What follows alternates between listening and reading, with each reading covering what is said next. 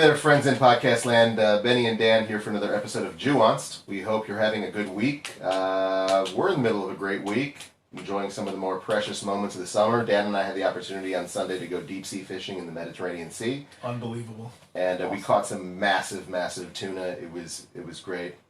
No, we didn't catch tuna. We caught tiny. How big was the fish? Barbunia is about smaller than this water bottle. In America, it's known as a red mullet. It is known as a red mullet, which is different from the hockey mullet. Different kind of mullet. This is a mullet that you eat.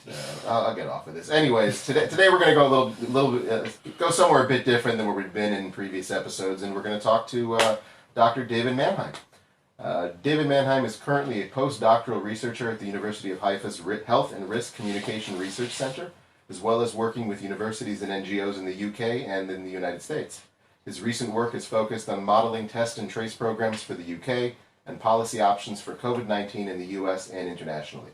Long before the pandemic, David was working on understanding and mitigating global catastrophic biological risks, including work on bioweapons, natural pandemics, and other disasters with groups at the University of Oxford and for various nonprofits and NGOs in the United States. He has a PhD in public policy and decision theory at the RAND Corporation and has done work that ranged from informing policy decision-making for infectious diseases to modeling risks from earthquakes, hurricanes, and terrorism, and from flood insurance and resiliency building in the wake of catastrophes to how Bitcoin and other cryptocurrencies affect counterterrorism finance. So basically, he's your typical underachiever. How's it going, man?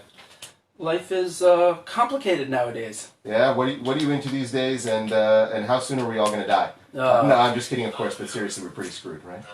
So the most frustrating thing about COVID is that we definitely have things that we can do that are... The most frustrating thing about the situation right now is that there are lots of things that can be done to reduce risk, and many of them just aren't happening. The issue with nuanced topics is that people tend to fall on one of two sides. Either they say, well, this is really simple, just do this, and they ignore the nuance, or they say, well, it's nuanced, there's really no way to know or tell or do anything about this. And there's lots of uncertainty about what needs to happen. But there are also tons of things that people can do that just we know help stop spread. So what exactly is your connection to COVID? Because you're not a biologist, you're not a chemist, you're not looking for a vaccine or a treatment. So explain us exactly how you connect to the research that's happening with COVID-19. Yeah. So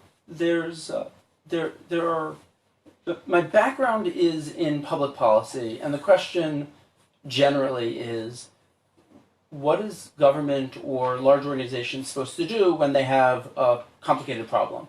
And the issue is that researchers do fantastic work, and most of the time the process goes something like, researchers figure out something really important, they go and explain to politicians that this is really important. Politicians look at it and then go back and continue talking about completely unrelated things, and then pass a bill that has maybe a little bit to do with what they were told, though half the time it does the opposite of what the experts recommended because somebody didn't understand something or nobody bothered actually thinking through how this works. So give us an example of something that you or other experts recommended that was only very partially adopted, and then the politicians, either here in Israel or in the US or somewhere else, ended up doing something completely misguided or boneheaded or whatever. I'll go with a more optimistic story. In the wake of Hurricane Sandy, we were looking at insurance, flood insurance for places like New York, and the question was, flood insurance is crazy expensive because hurricanes flood lots of houses and it destroys lots of things. And the question is, how do you figure out, you don't want to kick people out of their houses just because they live near rivers, but you also don't want to pay people effectively to rebuild their house every decade or so when it gets flooded. And so there's a lot of there are a lot of complicated economic questions and questions about like, is it fair to tell people that when they sell their house, it's going to drop a ton in value because the next person is going to have to pay the full amount for flood insurance instead of what they're paying as a subsidy? Like, how do you deal with that? And New York City was really interested in trying to fix this problem, so they came up with a couple of like really interesting ideas based on some economic work that had been done, really good economic work that had been done by Wharton at University of Pennsylvania on how to structure a program to fix that. The problem was that they were trying to build a program while there was already a federal program that subsidized flood insurance. So basically what they would have ended up doing was building an insurance company for New York that had to do all the things that insurance companies do that are really complicated and require a lot, except that it'd be government, so like it'd get much more difficult to do, in order to do something that would have ended up basically more expensive and at best just as efficient as what was already happening. And they said like, yeah, we have all these great ideas, and and so they asked Rand to do a bunch of work talking about like what the economics of this were, and I wrote a chapter on like how this would work out, basically saying, guys, this is like please don't do this. There's like no benefit at all, and it's just going to be like a disaster. And we sent them the draft, and their response was, maybe drop that chapter and ignore the fact that we proposed any of these things, and we just won't do any of this, and we'll just say this is a problem. And we're like, yeah, that sounds much better than actually trying to do something that's a really bad idea. So they dropped it, and my supervisor was like, yeah, so we're dropping the chapter that you wrote. And I was like, like I put in all this work, I do all this analysis, whatever, and I was just kind of bummed out. And then somebody pointed out, like, you realize that, like, if you hadn't done this work, New York might have launched, like, a multi-billion-dollar program that would have made everybody's life worse. And instead, they didn't. And I'm like, wow, that's pretty awesome. So occasionally, like, it does work that they don't do the bad things. But it's hard, and you need to kind of not just notice that there's research telling you what to do, but then also figure out how to analyze that properly in this specific situation that you're in, and pay attention to all sorts of kind of weird interactions between federal and international and all sorts of different pieces to make sure that you're not doing something that's a bad idea. Anybody in Israel giving the government now such good advice regarding COVID? The problem that everybody has right now is that it's really hard to balance what people want and what is actually a good idea, especially given how much uncertainty there is. So what Israel did at first was really fantastic, and the health ministry did a great job kind of getting case counts really low, and trying to build up the testing, and it was like they did a really great job. And then we're a model of envy for the world. I mean, for a while we were. And I say it as if I had what something happened? to do with it. Yeah, exactly. So what happened? Well, you did. You stayed at home. You helped. I used to flatten. tell everybody Israel has a really unfair advantage over most places in that Israelis are really used to the idea that when the government tells you need to go indoors right now or you might die, they really need to listen, because that happens sometimes. Right. Unlike most places in the world. So Israelis listened. They were told to get indoors and stay there as much as they can, to not work, to do all these things. And then we declared victory. My image is George Bush on the aircraft carrier with the mission accomplished banner, and we relaxed too quickly. And a bunch of people had said, like, this is risky. And the issue that we have making decisions like this is, how do you balance risks and needs? We knew that it was economically disastrous to stay shut down indefinitely. It was a little bit unclear exactly how to slow things down. It was politically incredibly unpopular to stay shut down long term, especially as case counts went down. And there was a miscalculation. Really, I think the biggest mistake wasn't trying to reopen quickly, which in retrospect was a mistake. But I don't think it's fair to say, like, we should have known this beforehand, because I don't think anybody did. There were people who warned that it might. Well, with fairness, aren't these scenarios modeled out? Isn't there some sort of like a plan in a drawer for what do we do if this happens, or are people really running through the field blind? Yeah, we have lots of models. We have lots of very clear ideas about what will happen.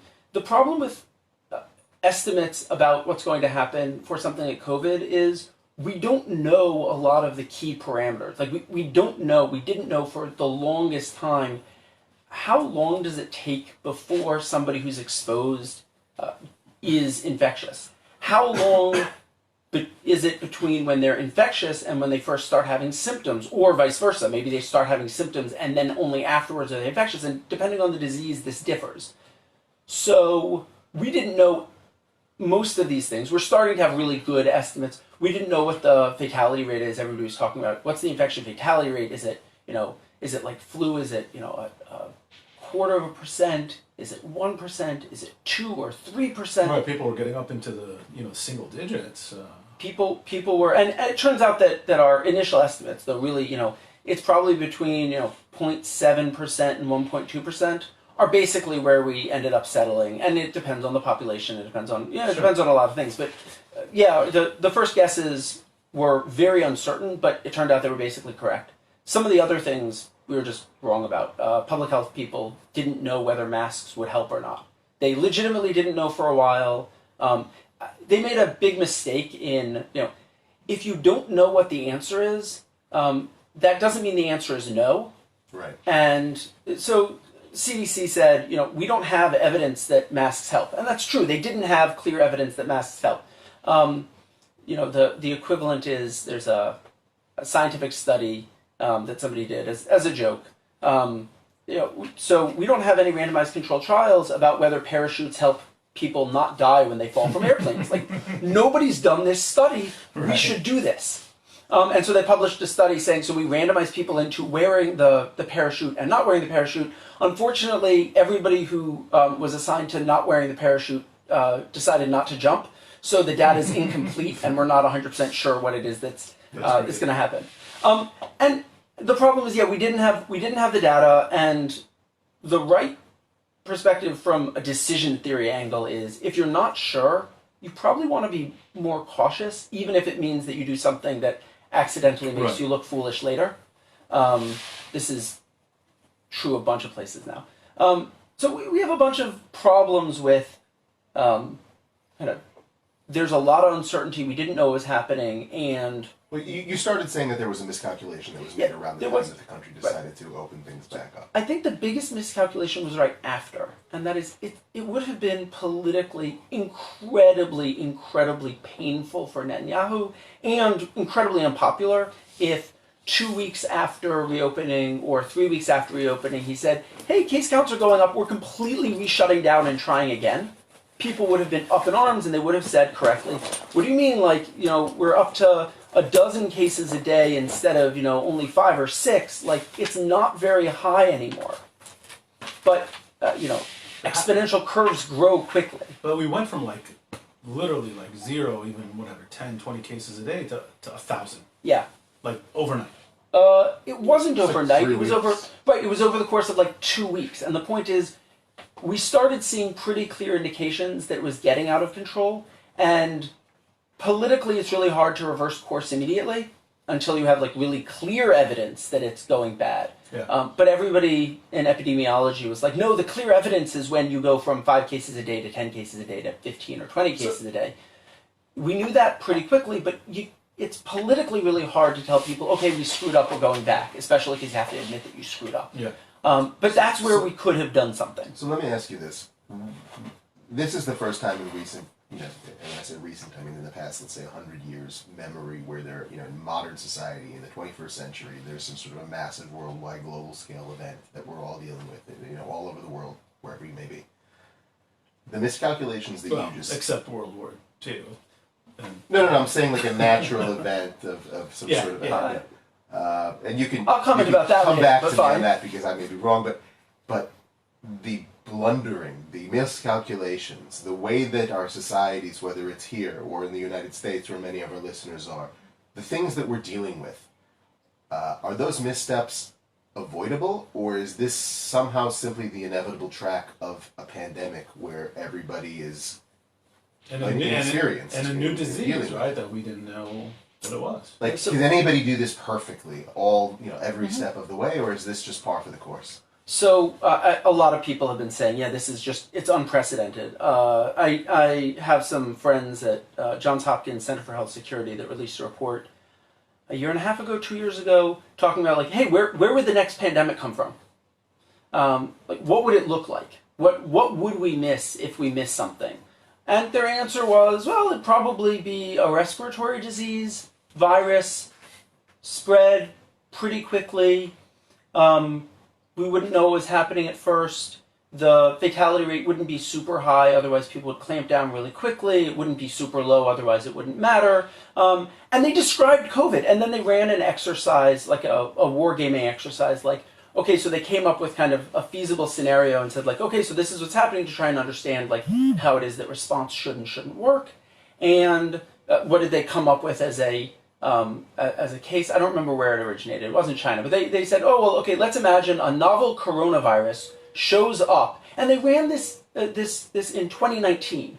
Like, they were presenting this to the people at the Biological Weapons Convention meeting of experts last year, like 3 months before COVID showed up. That sounds like either the most interesting or the most boring kind of conference. Oh man, it is so incredibly boring. Okay. Just like amazing. Like, there were some like really interesting, like if you're really into it, then there were like some really interesting pieces. But yeah, you had meetings. Anyway, so but they were talking about this. Like, this was exactly the scenario that they talked about. And the question is, okay, so like, could we, have we seen anything like this? And people said, well, the last time there was a pandemic, the last time there was a pandemic was actually the 70s and 80s with AIDS. Right.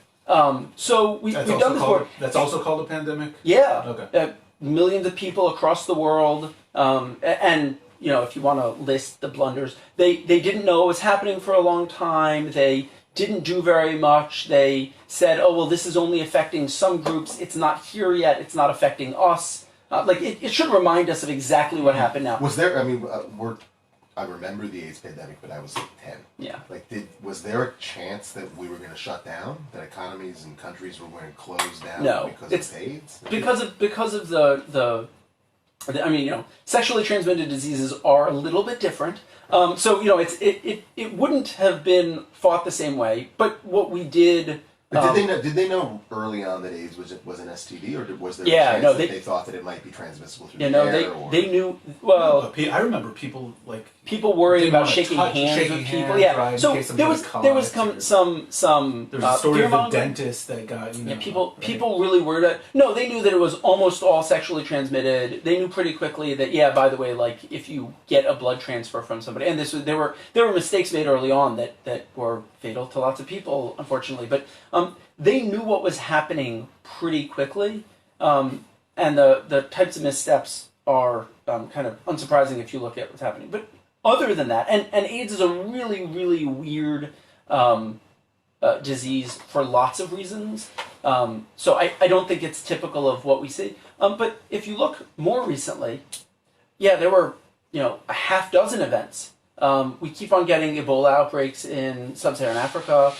We had SARS, we had MERS, we had West Nile virus. All of these started showing up, and we did exactly the right thing, and they shut. I mean, a couple of the Ebola outbreaks took much longer than they should have to control because people didn't go in as quickly as they should have. What was exactly the right thing? Well, exactly the right thing is, as soon as you know that there's something happening, you start massively overreacting. So there's a quote about, for a pandemic, anything that you do beforehand seems like an overreaction, and anything that you do afterwards seems like an underreaction. Right. You want to super overreact to when something looks like it might be a problem. People are the U.S. Congress always has these debates. Well, we spent $1 billion in Africa fighting a disease that didn't even show up in the U.S. And then you have a slightly larger Ebola outbreak, and a case comes to the U.S. and we're like, why did we only spend $1 billion fighting this? There are people with Ebola in the U.S. We should have done something. And that was successful, and they shut it down. And sure, it's like you spend so much money on your military, you do it to prevent the war. You don't say and then the war didn't happen. Everybody says it's like why military spending is out of control. Exactly. Right. So I think that So there are places where there's plenty of money wasted on preparedness for lots of things, but like what? I'm not going to talk about the U.S. military right now. No, there's lots of preparedness that looks good, but isn't really helpful. So the kind of preventing terrorism is much cheaper than trying to rebuild after it happens. But there's also a lot of stuff that happens. We still can't take water bottles onto airplanes. Yeah, that's ridiculous. Which is right. So there are some things that are okay, so this is really painful and annoying, and the dynamics for why it is that overreactions like that happen are pretty well understood. Which is if they rescind that rule, if they let you take don't require you to take your shoes off before you get on an airplane, and another shoe bombing happens, even if nobody dies, the guy who made the decision to stop requiring people to take off their shoes gets fired. Yeah. Period. They're getting fired, even though it was the right call, even though nobody died because of the next Sure. failed shoe bombing. Somebody tries to use a liquid binary explosive on a plane, and it fails again because they're really titchy and hard to deal with it. It doesn't matter because the person who made the decision gets fired. In reverse, the same thing happens. So for COVID, there's one of the things that people are talking about is maybe we should do human challenge trials where we intentionally expose people to the virus and see what happens so that we can better figure out how it is, and it'll help us develop vaccines faster, and we can give somebody a vaccine and then intentionally expose them so that we find out whether the vaccine works in a week instead of 3 months. And there are lots of things. Well, but if somebody dies doing that, the person who allowed it is getting fired. And if lots of people die because you didn't do it, everybody keeps their job. So there's this problematic asymmetry. So I think that there's we understand where it is that we're going to fail. There's a lot of money that's spent on prevention stuff that isn't directed well or just isn't the right thing to do. There's the World Health Organization set up a pandemic catastrophe bond that was supposed to have a bunch of money available to help fight a pandemic. And a year ago, we were all talking about how this was poorly structured and a bad idea, and they shouldn't have done it this way. Fine. There are things that fail, but honestly, if they tried more new things that failed, they'd probably also try more new things that succeeded. And yeah, we should be over preparing. The classic analyses of how cost effective preparedness is compared to fixing things afterwards find different ranges for different types of preparedness for different types of disasters. But cost benefit ratios are it costs 1/10 as much to prepare as it does to respond, 1/4 as much maybe for some things. The more money we spend on it, the more of the lower hanging fruit gets taken up. And so, if you spend enough, then you shouldn't be preparing anymore because you already have enough. The military is probably, certainly for the U.S., is probably already there. But right. The point is, we should be spending a lot early on. Every time something starts happening, we should be overreacting. And this was well understood, and we kept on getting it right, and COVID was a misstep, and there are a bunch of reasons.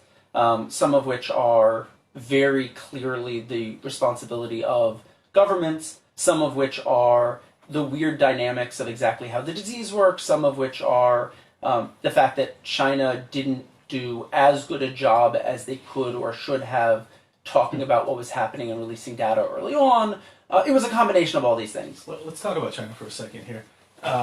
We watch the news, we read the news, but we're certainly not experts on the details of this. Do you have any, being looped into this community of researchers, do you have any kind of idea if this is, man-made, if this is from wildlife? Does it matter? Does it matter? It matters a huge amount because a decade from now, the prospects for biological warfare are worrying. It's very possible that this ends up being, no big deal, and everybody, 10, 20 years from now says, like, yeah, we were worried about that, and it was ridiculous. We're not sure. So it matters. But, no, this wasn't a man-made event. There's some speculation. You said that pretty authoritatively. Yeah. There are lots of things that we can do to trace how diseases evolve. And there are lots of things that we can do to engineer new things. The types of things that people do to engineer new diseases, and this is kind of a very new area of research, but I know some people who are specifically working on this, and you can detect when something was biologically engineered. You can even figure out in a large percentage of cases, the tech for this is getting better, but like even which labs and which techniques were used, because different labs use different techniques. This was not biologically engineered, and even kind of more convincingly, we know basically exactly where it came from. There's another piece of speculation which is less crazy, but probably also just completely wrong, which is maybe one of the labs in Wuhan had captured an animal specimen and didn't modify it, but like it escaped from the lab. And it's really hard to tell the difference between that and natural outbreaks. Mm-hmm. But it's also really weird to think, given the rate that we know people interact with wildlife all over the place, and the rate at which new diseases emerge, and the types of precautions that do get taken in biolabs, and they're, Wuhan is a BSL-4, biosecurity level 4 facility, which means it's crazy strict about some of these things. And like they have spacesuits that they wear into the thing with air coming from the outside, and somebody's constantly watching on video. And US researchers had been in Wuhan repeatedly in their BSL-4 lab and had like checked it out. Nobody was like, oh, they're super not following the rule. Like everybody said, yeah, they're basically doing the right things. Is it possible that something got out from there? Yeah, of course it's possible. It's hard to believe that that's what's happening, and it's definitely hard to believe that this was intentional. And just as one last thing on this, it's super hard to believe it was intentional, that it was intentional, because it would have been a really dumb way to do something. Like it doesn't help China at all. Like this is one of the problems, one of the reasons we don't worry nearly as much about biological weapons as we do other things is because it's a really crappy kind of weapon. Like, you don't want to launch weapons that might hit you. That might come back in the wind, right? Right, like this is a bad idea, and infectious diseases are horrible for that. Anthrax isn't infectious. Do we worry about anthrax attacks? Yeah, some, but like, only to a limited extent. It's kind of hard to actually do. But infectious diseases... You tried? Nobody, a lot of groups tried. There was Shinriko that did the sarin attack in the Japanese subway, had been trying to use bioweapons for like a decade beforehand, and we only found out during the trial for the sarin attack when somebody was like, oh yeah, it was like the time we tried to use anthrax, and everybody was like, wait, what? And they're like, oh yeah, we cultivated it, we did all this stuff, and then like we used a big fan to try and spread it out over Tokyo, and nothing happened. And like afterwards, they sounds like the failed plot of like a James Bond movie. Yeah, like it was like and reconstructing it was like, oh yeah, they didn't have the expertise to do this. It's actually really hard, which we knew beforehand. There are a couple of books on like, hey, by the way, bioweapons are a lot harder than people think. The Russian bioweapons program spent billions and billions and billions of dollars and got basically no progress over decades. Like it's hard. So when So you're saying, maybe it was accidentally, came out of the lab, but this is probably a natural thing from interactions with wildlife.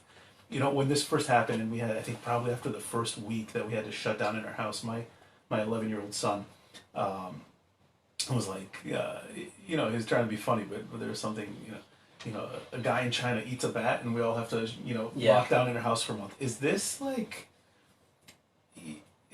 the new reality now? Like a guy in China eats an undercooked bat at a wet market, and there's a natural human cognitive bias that wants to associate large consequences with important things happening. So somebody tried to assassinate Ronald Reagan at one point. Have you ever heard any conspiracy theories about the attempted assassination of Ronald Reagan?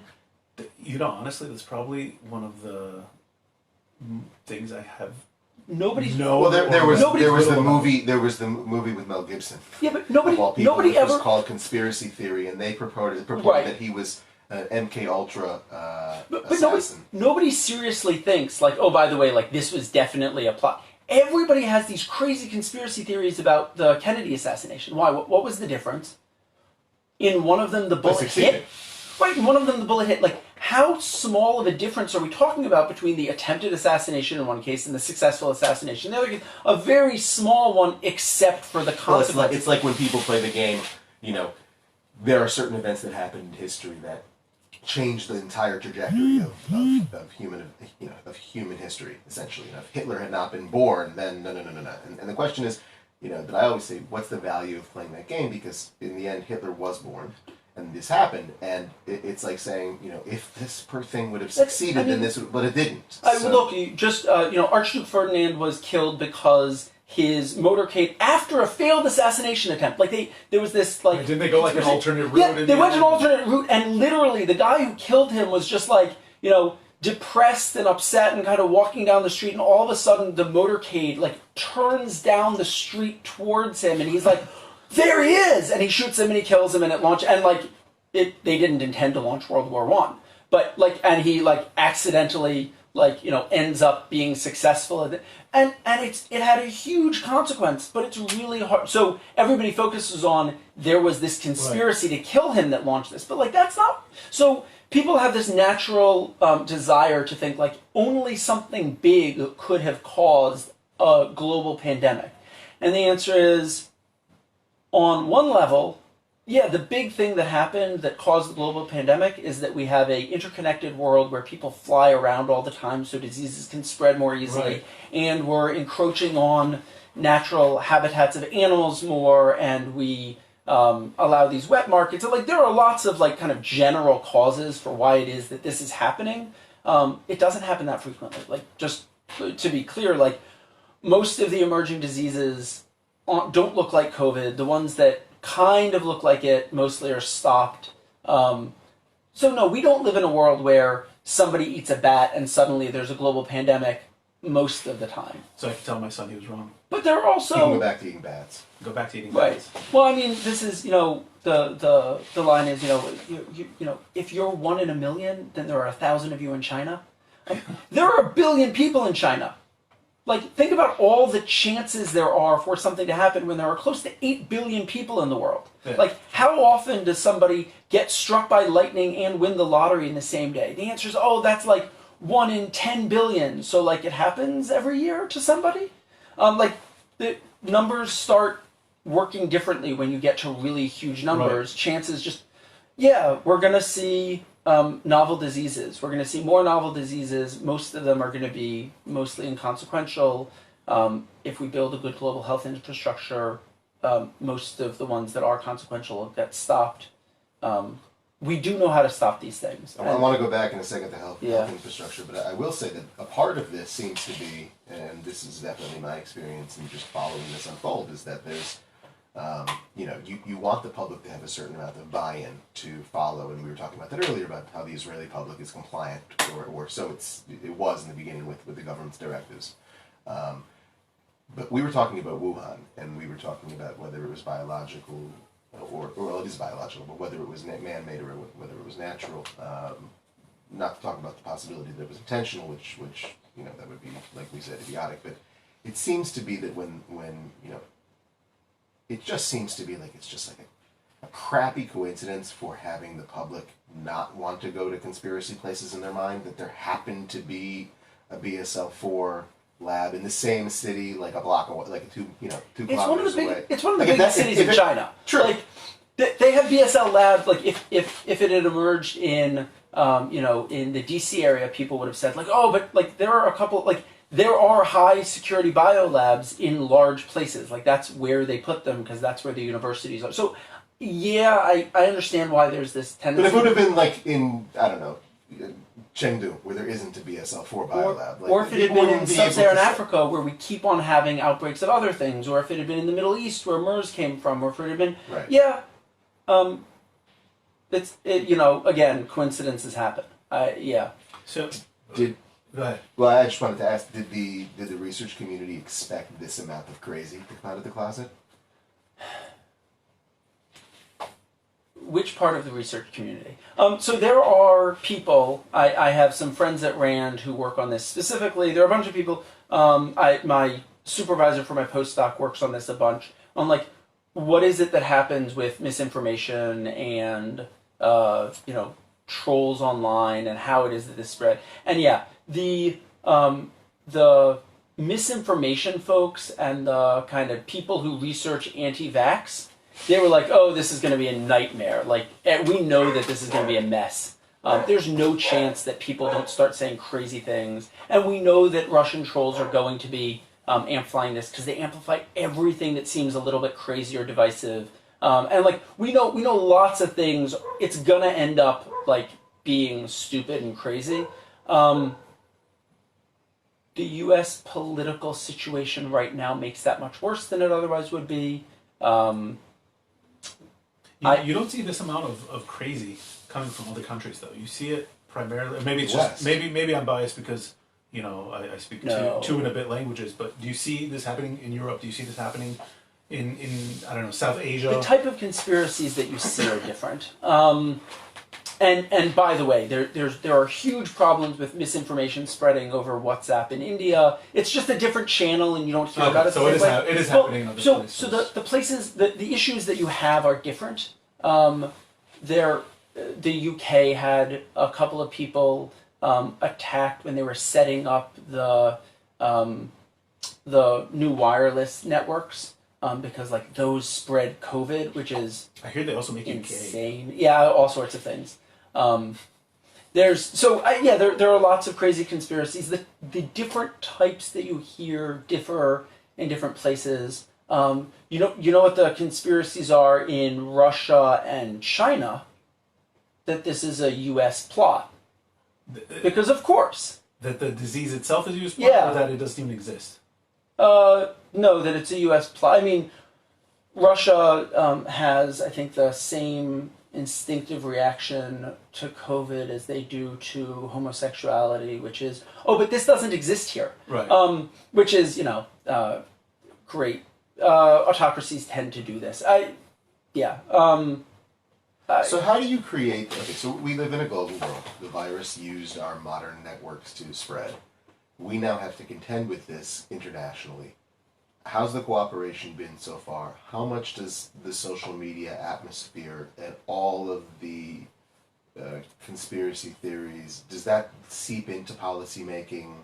There clearly are effects to the culture and how we handle this. Yeah, it depends a lot on where you're talking about. So I when I said the U.S. is in a particularly bad situation, I've talked about this. I was asked a year and a half, 2 years ago, like, so what do you think would happen? Like, would we manage to contain a pandemic if it happened now? And my answer was almost certainly yes. I mean, like, everybody has plans for dealing with this. I mean, okay, maybe the current administration in the U.S. would have a lot more problems than in general. But, like, other than that, like, as long as it doesn't happen under the Trump administration, then we would have been fine. And, like, I think back to saying this a lot now, for obvious reasons. the U.S. is usually a global leader in helping deal with Yeah. these things, and they drop the ball all sorts of different, like, not just in terms of their domestic response, but if the U.S. hadn't been dealing with domestic response, they would have been helping internationally. Sure. Can I pause most- just for a yeah. second? And I want you to continue your point, but we have a certain amount of people that are listening to this are going to, because of the nature of the polarized world Yeah. that we live in, they're going to hear you say the Trump administration dropped the ball, and they're going to go to this crazy knee-jerk reaction of like pro-Trump, anti-Trump. We have to discount whatever this guy's saying now because he's clearly Right. against Trump. Like, what are the tangible ways that people that are in this room might feel are obvious, but in which ways did the administration drop the ball?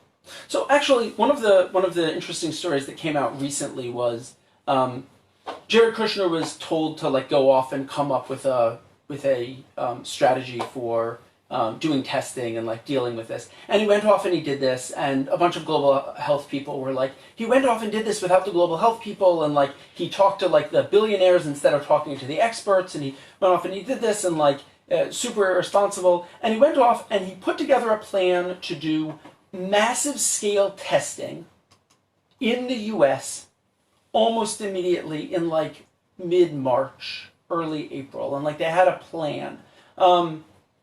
And like that would have been amazing, and there are a bunch of people now. You're saying he actually did a good job. Oh, he did an amazing job, and then the plan was dropped because honestly, the Trump administration has a lot of trouble executing on things because and look, the speculation, the deep state opposes Trump is kind of crazy, but also completely correct in that most of the people in government think that he does a bad job with things, and so they kind of oppose the things that he wants to do, and that's true. I think. Well, the administration also didn't fill a lot of so there's a lot of senior high-level roles. bureaucratic posts. They've been fighting with Congress constantly, even the Republicans in Congress. The Trump administration did not get along with their allies forever. Like, there's a lot of things that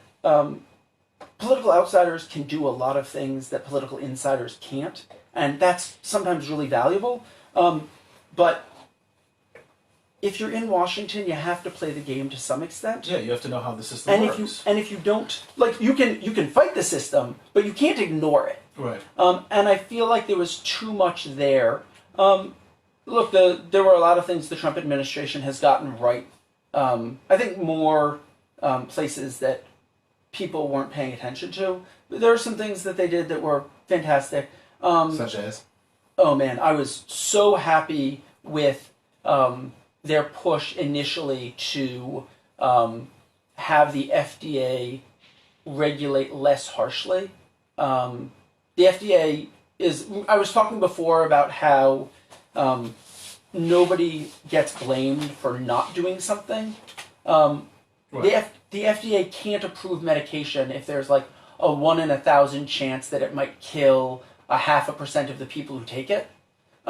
Which seems like a good thing, because you don't want to approve a medication that kills 0.5% of people who take it. But that means that all of these medications that could be super effective and save lots of lives could be saving 99.5%. don't get approved. And that's a problem that we're having right now with COVID stuff, that like people are still more hesitant than they should be about a lot of things. I talked about that earlier. And the Trump administration pushed really early on, and it was a Republican talking point forever, and it should have been pushed more to like fix this. And having a head of the FDA who was pushing for this was really super helpful. And then the government dysfunction and the fact that the Trump administration switched who was in charge of things a couple of times. They've had, since they appointed somebody who like I was really happy with, they switched the head of the FDA twice, and it's been a mess. And so there were things that they tried to do that were great, and the fact that they've been kind of fumbling and throwing different people in and switching things around and having fights within the administration has been super unhelpful for them. So you're saying it's not even like, this is not a left-right thing, people. This is not a pro-Trump, anti-Trump thing. This is, good governance, good management versus dropping the ball. Like, this is not a... Right? Yeah. So I gotta ask, who, in your opinion, in the world, as far as you're aware, is doing a good job? Who got more of the steps correct? Who's doing the worst job? What can we learn from this? Okay. So I think the people who got this right really quickly were the South Asian countries that had dealt with SARS. Like they just had, I mean, it's kind of an unfair advantage. You take two teams, one of which has been practicing for the last month and one of which hasn't. And the team that's been getting lots of practice does better. They're more used to wearing masks normally. Yeah. Like if you cough somewhere in, Japan and you're not wearing a mask before COVID, like before this was a thing, people looked at you like you just kicked a baby. That's like crazy. How could you do that? Like if you're not feeling great, then you wear a mask and mostly stay at home. So kind of there are some norms there that made it much easier. Is there, by the way, I know that maybe you haven't even gotten into this, but pre-corona, the mask wearing culture, that exact kind of hypersensitivity to public health that that seems to exist in Southeast Asia or East Asia, does that correlate to measurable lower levels of sickness among society, just in general, cold and flu and things like that? Has anyone ever even looked at that? Yes, there are people who looked at it, and I'm not remembering. Like, yeah, I could spend 20 minutes looking through resources. Yes, there are papers on it. It's not a huge effect, but there's definitely something there. I mean, it definitely helps. How much does it matter changing the rate of flu transmission from, I don't know, say 1.3 people to 1.1 people? It's not a huge effect. One of the things for COVID that we've noticed is there are lots of things that we can do that have small effects, but if you do all of them and you get them right, so mask wearing helps a little bit. It does not do everything. It doesn't fix it completely. Not having large crowds indoors definitely matters a lot, but just banning that doesn't do enough. Actually having lots of testing available really helps, but unless you do like a super amazing job by itself, it's not close to enough. Shutting down when you have lots of transmission definitely like gives you a head start, but even that, unless you're willing to like shut down for a couple of weeks every month, like that alone isn't enough. You do all of these things, you definitely have it under control. Like there's no difficulty controlling corona if you're willing to put all of the measures that you have available in place. And that's why New Zealand got to reopen. Like they're having soccer games. Everybody's showing up in person. There's no problem. So there are a lot of places that just got it right. A large part of just getting it right is doing a good enough job early enough and or long enough to get transmission levels low enough so that you can relax things gradually. Israel was really close to pulling this off. So what happened? I mean, there are a couple of things. Look, I believe the phrase is success has one parent, but failure has many. No, success has many parents, failure has none. Failure's an orphan. But the point is, no, but that's exactly not. Everybody takes credit for success. Sure. Everyone takes credit. But the point is, failures don't happen for just one reason.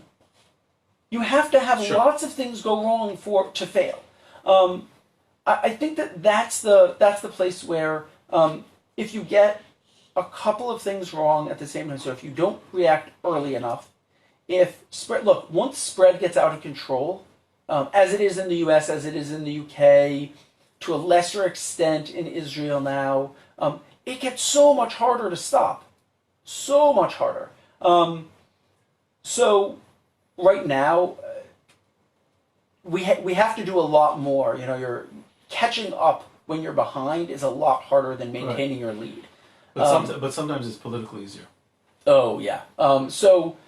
Right? It's easier to rip off a Band-Aid and say, this is going to hurt for like 2 weeks, a month, 2 months, like we did in the first closure. I'm saying politically I was asked at the end of January whether we should shut down international travel to stop COVID.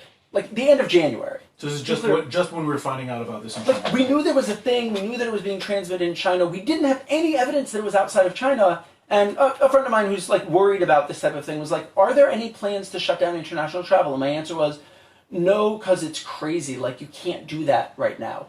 And I think that was right. And in large part, that's because if you imagine politically what would have happened if Trump or Boris Johnson or Netanyahu had said, at the end of January, we're shutting down our airports.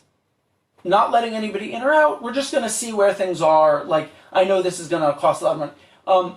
How many days would it have been before a vote of no confidence?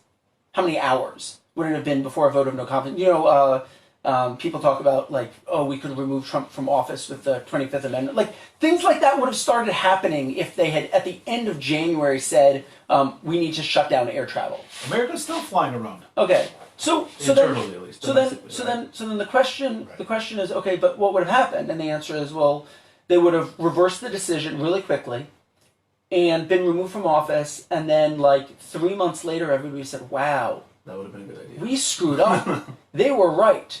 But does that change the fact that it didn't work at the time and the person who did it ended their political career? No, not at all. Yeah. Like their career is still over. You know. So how much do you think, you know, let's take someone like, well, let's take the example of Netanyahu here, and I don't want to get into any of the political stuff and I don't want to get into any of that here. I want to stay totally on policy. On Not policy politics. and COVID. How much of the decision making early on, and then kind of when we saw the spike go back up, how much of the decision making was listening to experts and really trying to manage this, given everything that you said, given the, you know, the taking too early precautions can cost you politically, and maybe having seen as not taking enough precautions early on can cost you politically. So how much of his calculations is proper crisis management, pandemic management? How much of it is, I also need to stay in office, and again, keeping all the other stuff aside, and how much of it is so intertwined that we can't even begin to unravel them?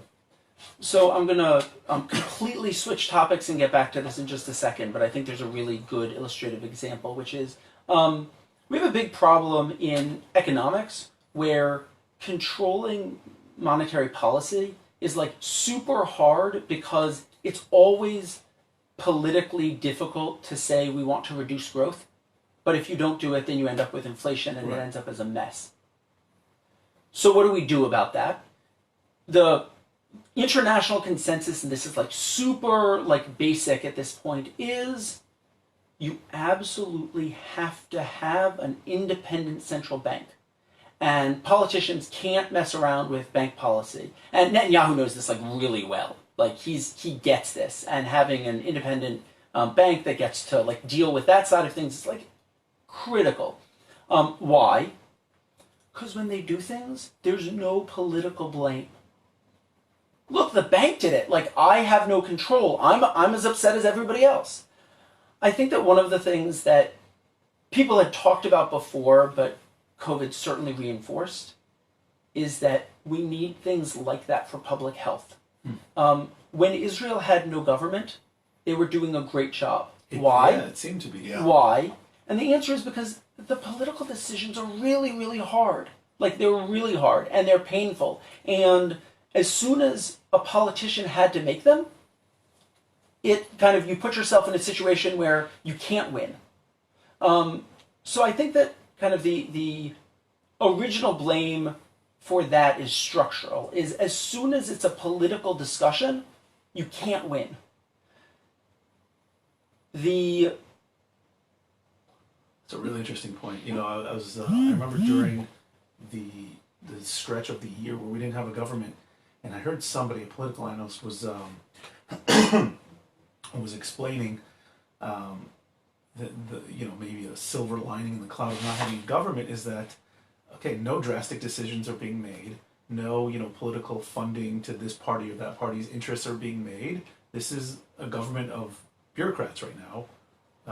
While we go through another election cycle, maybe the cost of not having an actual government might have been useful in some ways. So this is interesting. But I want to be careful that we don't see bureaucracies are really, really helpful and really costly. Like, they're just really painful. So you want them in charge sometimes, but if they get big, then they're like they do different things wrong. So there's a real balance there. But that's what I wanted to say. That I want to avoid going to a place where I start thinking. Forget about listeners. Where I start thinking, maybe forced elections wouldn't be a bad thing, because at least then we would get COVID under control, because the political process would be left out of this. I don't think that's process. true. So one of the things that happened after the formation of government is this turned super political. That's not something you undo. Like you can't. This is a constant problem when talking about policy, which is somebody has a really good policy idea, and they're like, look, everybody should agree. In the 90s, Heritage Foundation had this really great idea in the U.S. for healthcare. Heritage Foundation, for those not familiar, is kind of a small C conservative right-wing think tank, but a very prestigious one. Yes, very prestigious, really United bright States. people. And they had this good idea, which is, hey, maybe we should, instead of letting healthcare in the U.S. work the way that it does, maybe we should make markets for people to buy insurance and just like mandate insurance. And this might start sounding familiar. And it was like this really interesting new idea that was, to be really clear, a super right-wing idea. And it took somebody like Mitt Romney to do this in a state and actually get it done. And it was a conservative idea, and liberals were horrified about having markets determine who can get procedures done. They're like, this is horrible. We don't want this happening. And then when the liberals started deciding that they wanted healthcare reform, they took this idea and suddenly it switched from, oh, this is what conservatives want to this is what liberals want. And as policy ideas become more entrenched on either side, it becomes harder to get consensus about them. So as soon as something like that becomes political, people start fighting, and once they start fighting, there's no way to go back to, and this isn't a political issue. There's nothing about COVID now in the US that isn't a political issue, right. Unfortunately. Even wearing masks has become political. Wearing masks, shutting down school. It's very strange that people keep on commenting that the Republicans are now look, we can't afford to not have better education. Like, we desperately need to focus on educating our children, and we can't keep things shut down. And the Democrats are like, no, don't stop worrying about education so much, which is like a weird kind of reversal. It ends up getting super political in ways that don't actually line up with kind of the general gestalt of how it is, right? Once it's political, it's really, it doesn't undo that. So, being that it is now political, majorly in America, and to a lesser extent here in Israel, in terms of... To a much lesser extent here, I think. Much lesser extent. Nobody's coming out, nobody in this country is coming out and saying masks are a bad idea. Right. Right, or it's my right not to wear masks or whatever. Can a place like the U.S. succeed in getting out of this effectively? Yeah. Or is it just a vaccine is a silver bullet, and that's the only thing that's...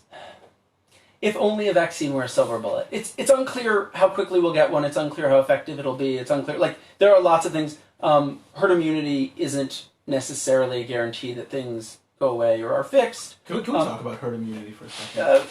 I'll get there in a second. There are lots of things. There are lots of different policies, as I said before. Like, there are lots of different ways to get to control.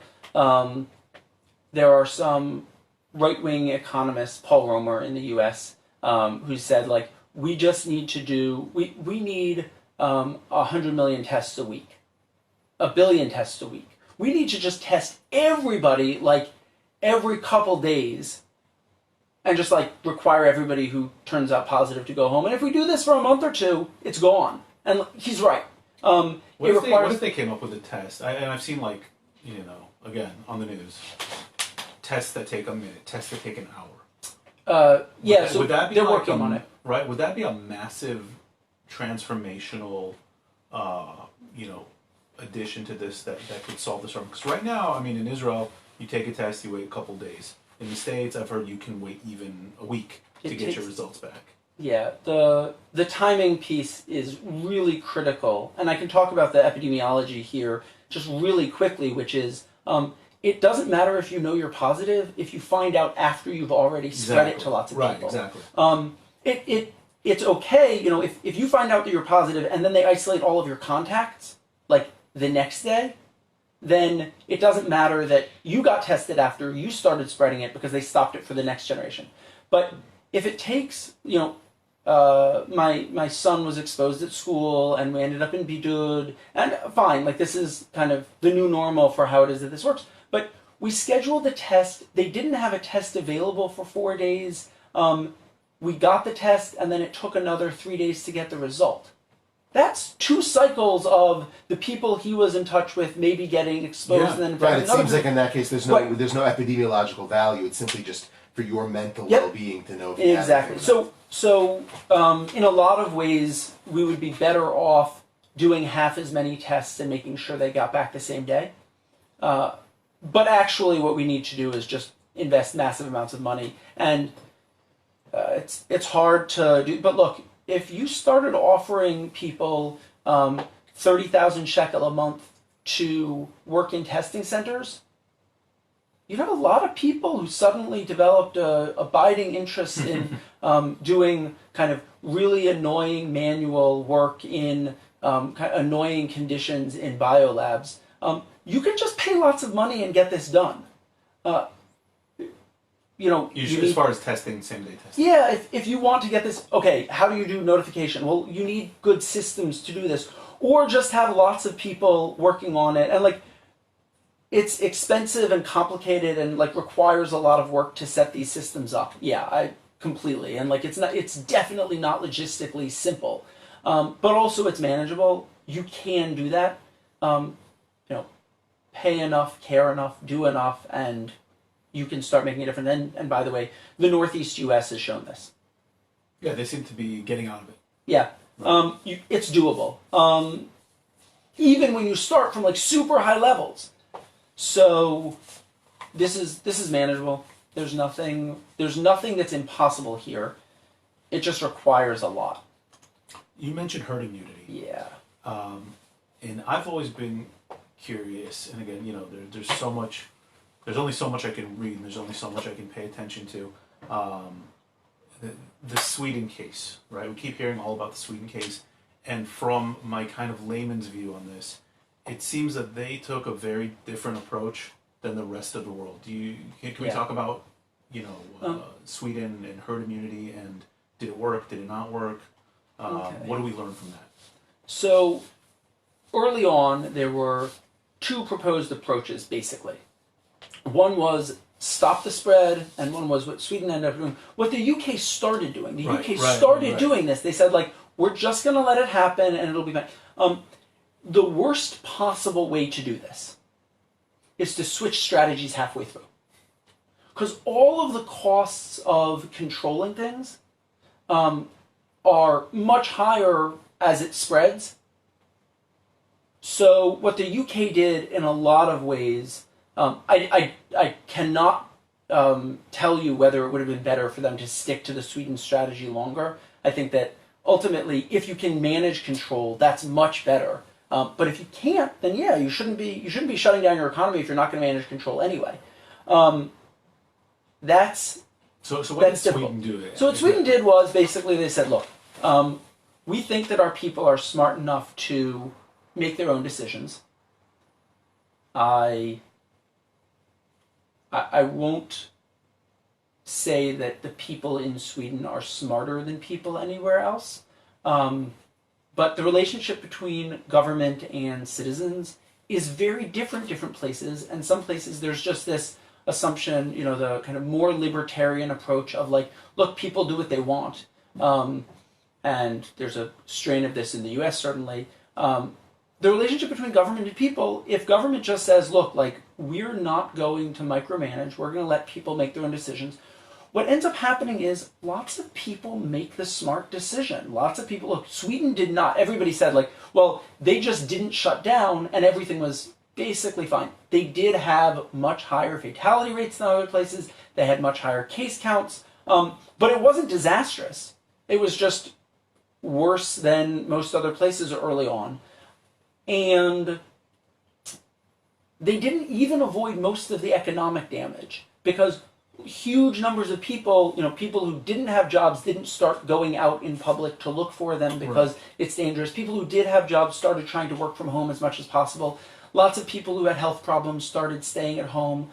Nobody was going out to bars, even when they weren't shut down, like they were basically deserted. It doesn't look that different than but just the government wasn't shutdown. saying you shut down, you stay open. Right. You stay open, It was people making those decisions. That led to a higher rate of spread than places that shut down. No question. It led to more deaths than places that shut down. No question.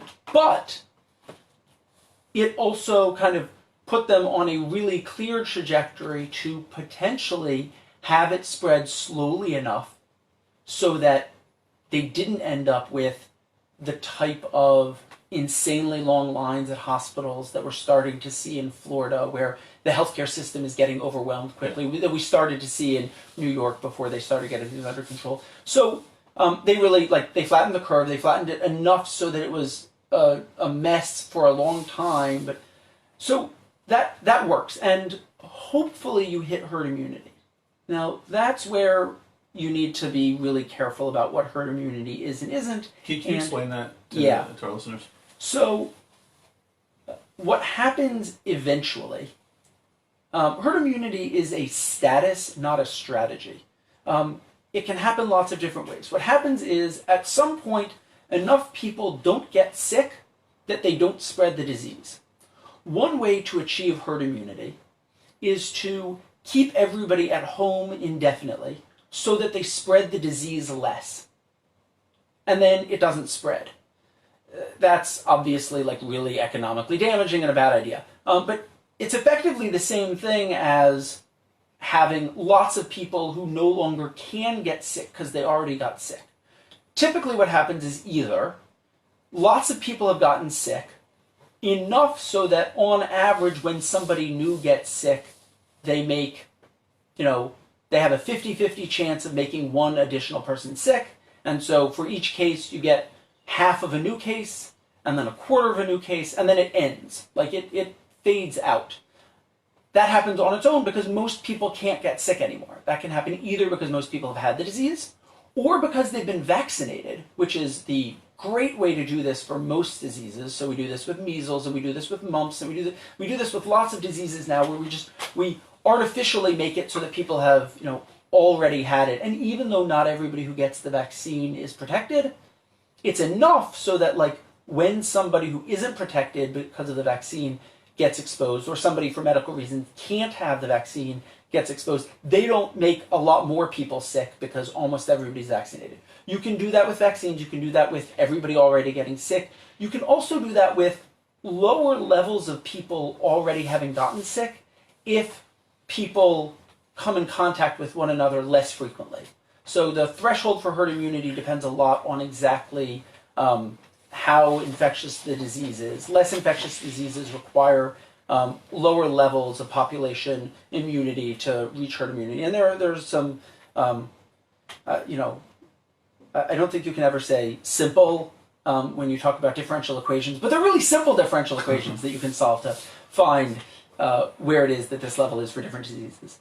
So there's this threshold. So the question is, how do you get there? And the answer is lots of different ways. You can vaccinate. You can let people just get sick because you don't have a vaccine available. You can do some combination. You can do either or both of those and reduce the rate at which people interact so that you have more people work from home and wear masks more, and then you need a lower level to achieve herd immunity. All of these things in combination can get to that level. But we're nowhere near that level anywhere. You need to have, for COVID, the number seems to be somewhere between 60 and 80% of the population has to have had COVID and recovered and stay immune. And this gets into we don't know everything about COVID yet. Right, and we're seeing it's people hard. are getting sick again, or maybe It's never unclear left that them. that's true. So here's the problem. We have very clear cases where somebody tests negative and then tests positive later. Right. Okay, yeah, we've seen that. Even though they had it. And the question is that because they tested negative because the test didn't work 100, no test is 100% accurate. Sure. Some number of tests just didn't give the right answer. So, and the answer is we can't know that really. We have a bunch of cases where somebody has COVID and they're diagnosed, and then a month later they get COVID again, even though we're really sure they recovered because we had like 3 negative test results in a row for them.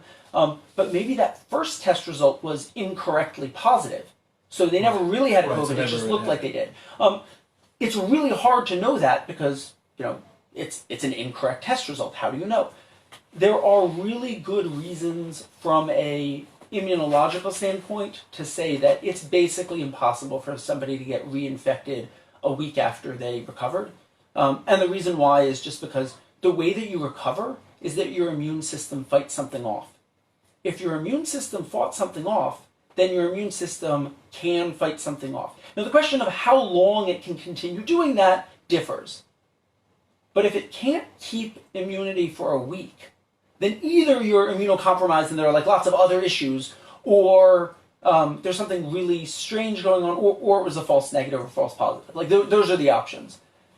But we don't know whether people who get COVID are going to not be able to get COVID 6 months later. And that's a huge uncertainty, and there are some kind of preliminary reasons to think that that's possible, and lots of reasons to think that we it's get the unlikely. flu year after year, don't we? I mean, with the, sometimes Flu- even if we have the vaccine. Yeah, flu is a really interesting one because, to kind of oversimplify, flu isn't really one virus. It's Right. like Sure. 1,000 different viruses. So when you say like H1N1 and H3N2 and like all of these different things, those are very similar but like distinct viruses. And you can get different viruses different years, obviously. You Sure. can get a cold and then you can get flu and then you can get COVID. Like there's no immunologically there are some complexities there, but you can get different diseases. Flu is nasty and comes back every year because it's really good at mutating and Right. changing every year. So they're a little bit different So is dynamics. that going to happen with COVID? Probably not. Certainly, we have almost no indication.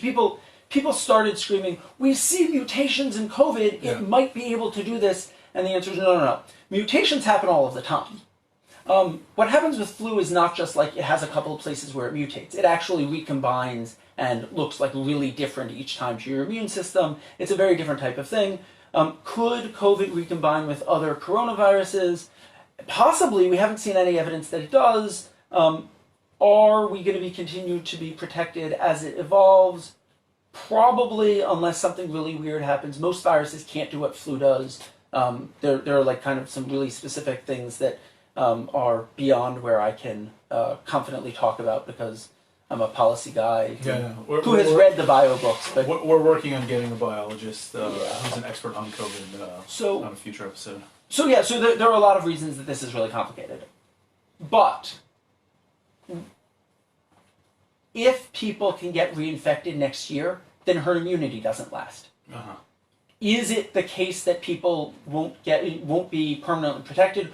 We really don't have any way to know yet. If people aren't permanently protected, will a vaccine protect them? Possibly. The way vaccines work is a little bit different. There are lots of cases where people don't have long-lasting protection from getting infected, but do have long-lasting protection from a vaccine. There are lots of places where you can get a booster shot every 10 years for tetanus and be okay with that. Yeah. So there's a lot of complexity there. We're not going to know exactly how well vaccines do for a lot after we know that we have one and it's safe and it's this effective. We don't know if it confers like really long-lasting protection. So there are tons of uncertainties here. And as I've said a couple of times, the point is, which approach should you take to fixing this? All of them. Do all of them. Do lots of all of them because... Overkill. Because stopping COVID a month earlier than you otherwise would is probably worth something like $1 trillion. And that's a really big number. So if you spend a, insane amount, like, I don't know, $1 trillion to do it, that was probably a good decision. So, yeah, we should be doing everything. But yet we're not. No. So now we come into the intersection of human interactions in politics and what is known to be right, and do we decide to do it or not?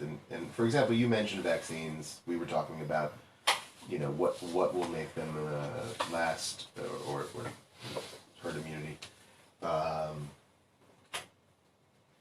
It begs the question. Here we are, all over the West, all over the world. We've kind of stopped. We locked down. Our economies have shut down. Millions and millions and millions of people are unemployed. How do we go back? At what point do people start to feel in individual countries, and we can talk about Israel because here we are.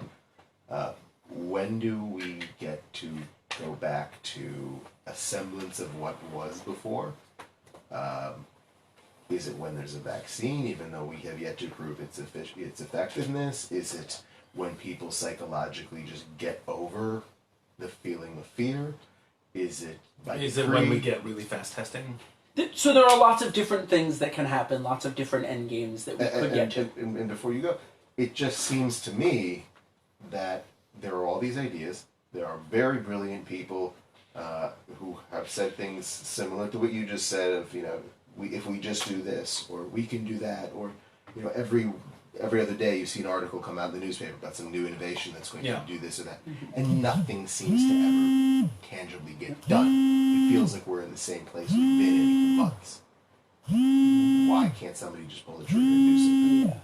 There's a really interesting paper that came out recently that I'm not going to remember the authors of, unfortunately, that looked at why people are uncertain about when experts say things.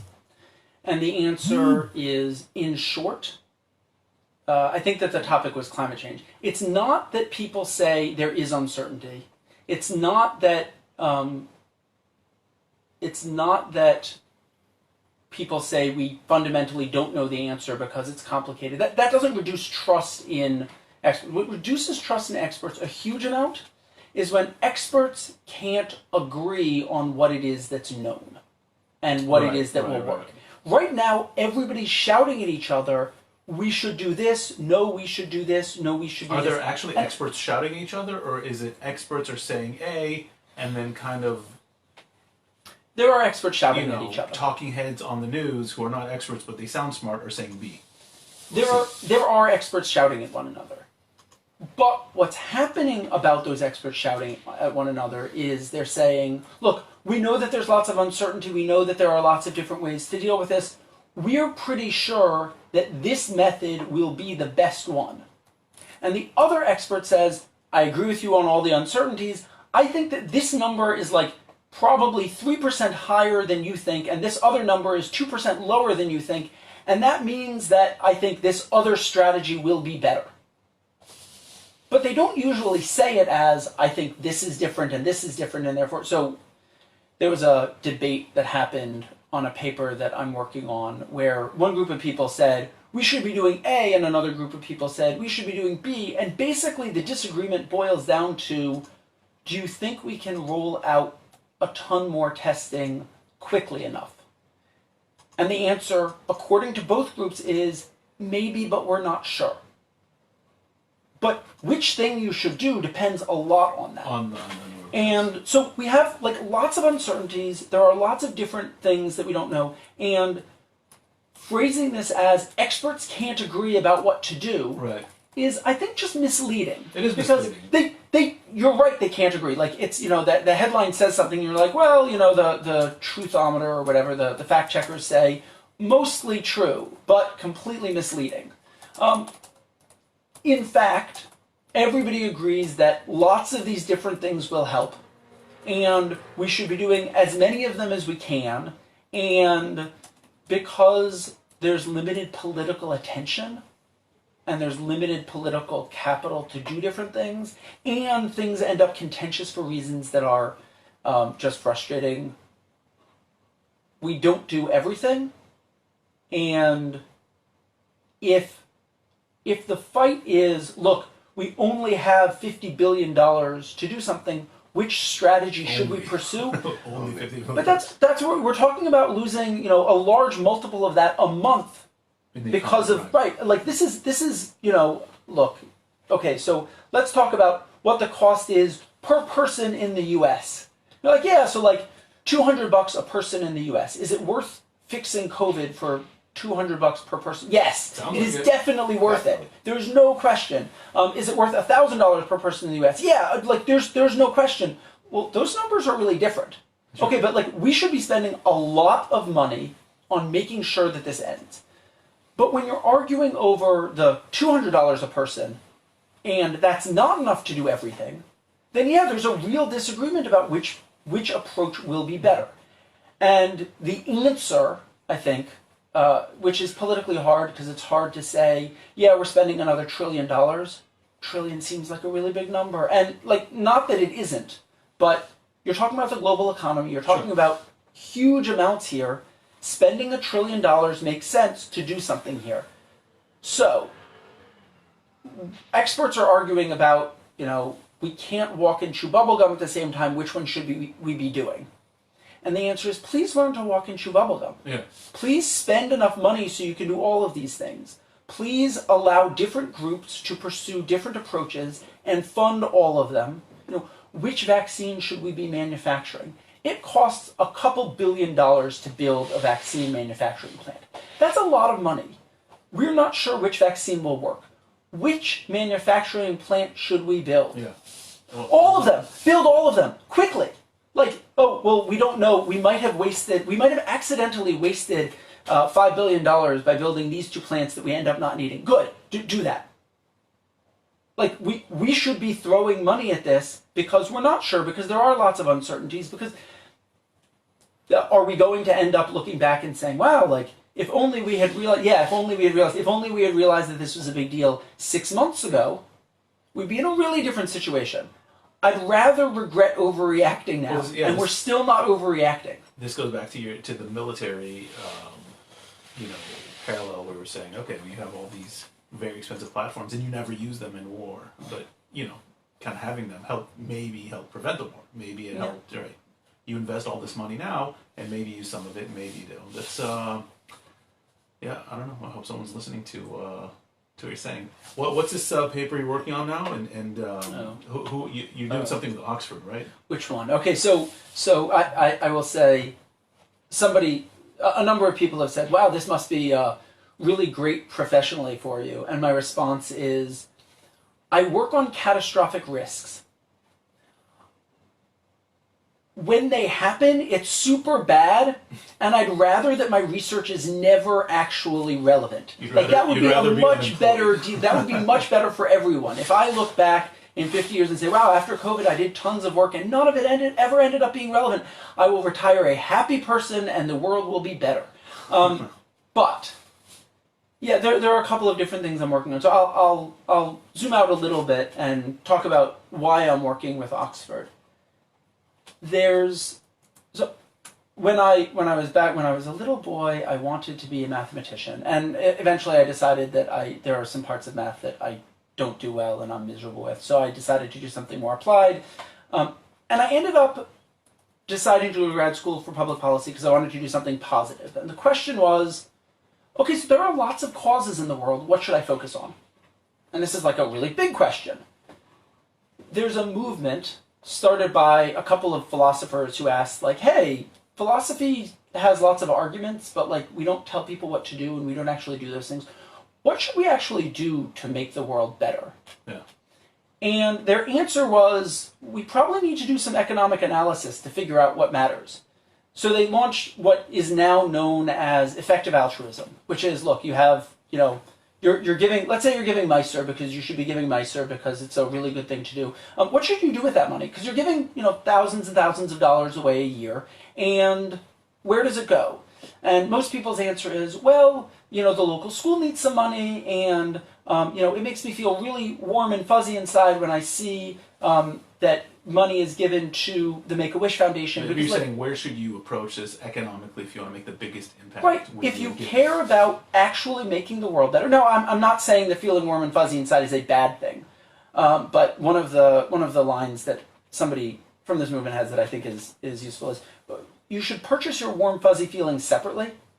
You're giving away $1,000. Look, write the $10 check to the charity that makes you feel warm and fuzzy inside, and then give the rest of your money to actually saving tons of lives, because you can do that, because there are like really effective things that you can do. Okay.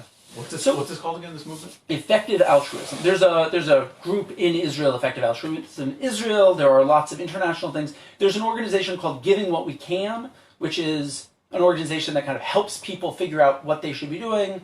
There are a bunch of charity. GiveWell is fantastic, and they actually do lots. They employ a bunch of economists to actually like tell you answers. Like, hey, if you care about global education, where should you give your money? If you care about saving lives, where should you give your money? If you care about preventing large-scale disasters, where should you give your money? And so that last one is, one of the really good things we could do is prevent really large disasters.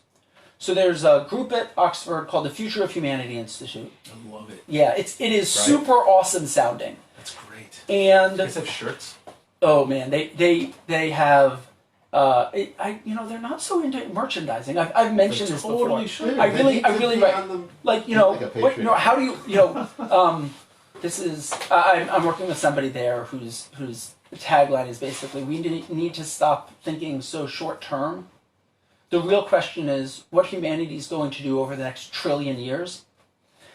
So, like, there are people who are thinking, like, really large scale. And one of the really important large scale things to do is make sure people are around still. Right. Yeah, right. So, Don't die. right. This is good advice. Or at what point do the robots take over? Yeah, though they talk about that a lot. So, the question is, if you're trying to figure out how you can do a lot of good, one of the things you should focus on is making sure that really big catastrophes don't happen.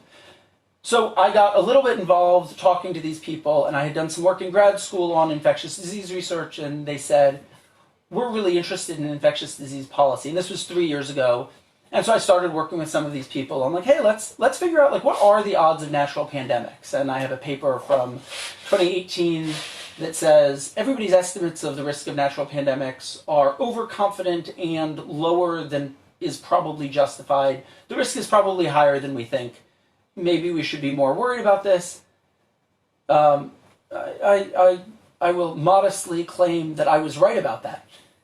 So there's a lot of work in that world that started looking at, hey, like, how could this go wrong? So a lot of the work that I'm looking at is on, like, hey, what should we do about COVID right now? But most of my research agenda, most of what I'm trying to work on is, COVID is really bad. Could there be something worse? Right. What would we do then? Because could there be? So one of the problems that we have is that it's really hard to talk about very improbable events. Okay. So if I asked you, how likely is it that you'll get hit by lightning? I don't know. One in a million. Well, it's a small number, Enough right? that you don't worry about it. It's a small number. Okay, great. So. But when there's a lightning storm, I'm not standing under trees. Right. Because you know that it's not one in a quintillion. You know that people do get hit by lightning. Sure. Okay, so would it give me superpowers? No, it would not. Do you ever talk about that at the Future of Humanity? Not lightning. No, we don't talk about getting hit by lightning. No, but something like cyborgs. They're into not cyborgs. I'm gonna become a superhero from like. Replace your arms and legs with mechanical stuff, and you can fly. Great.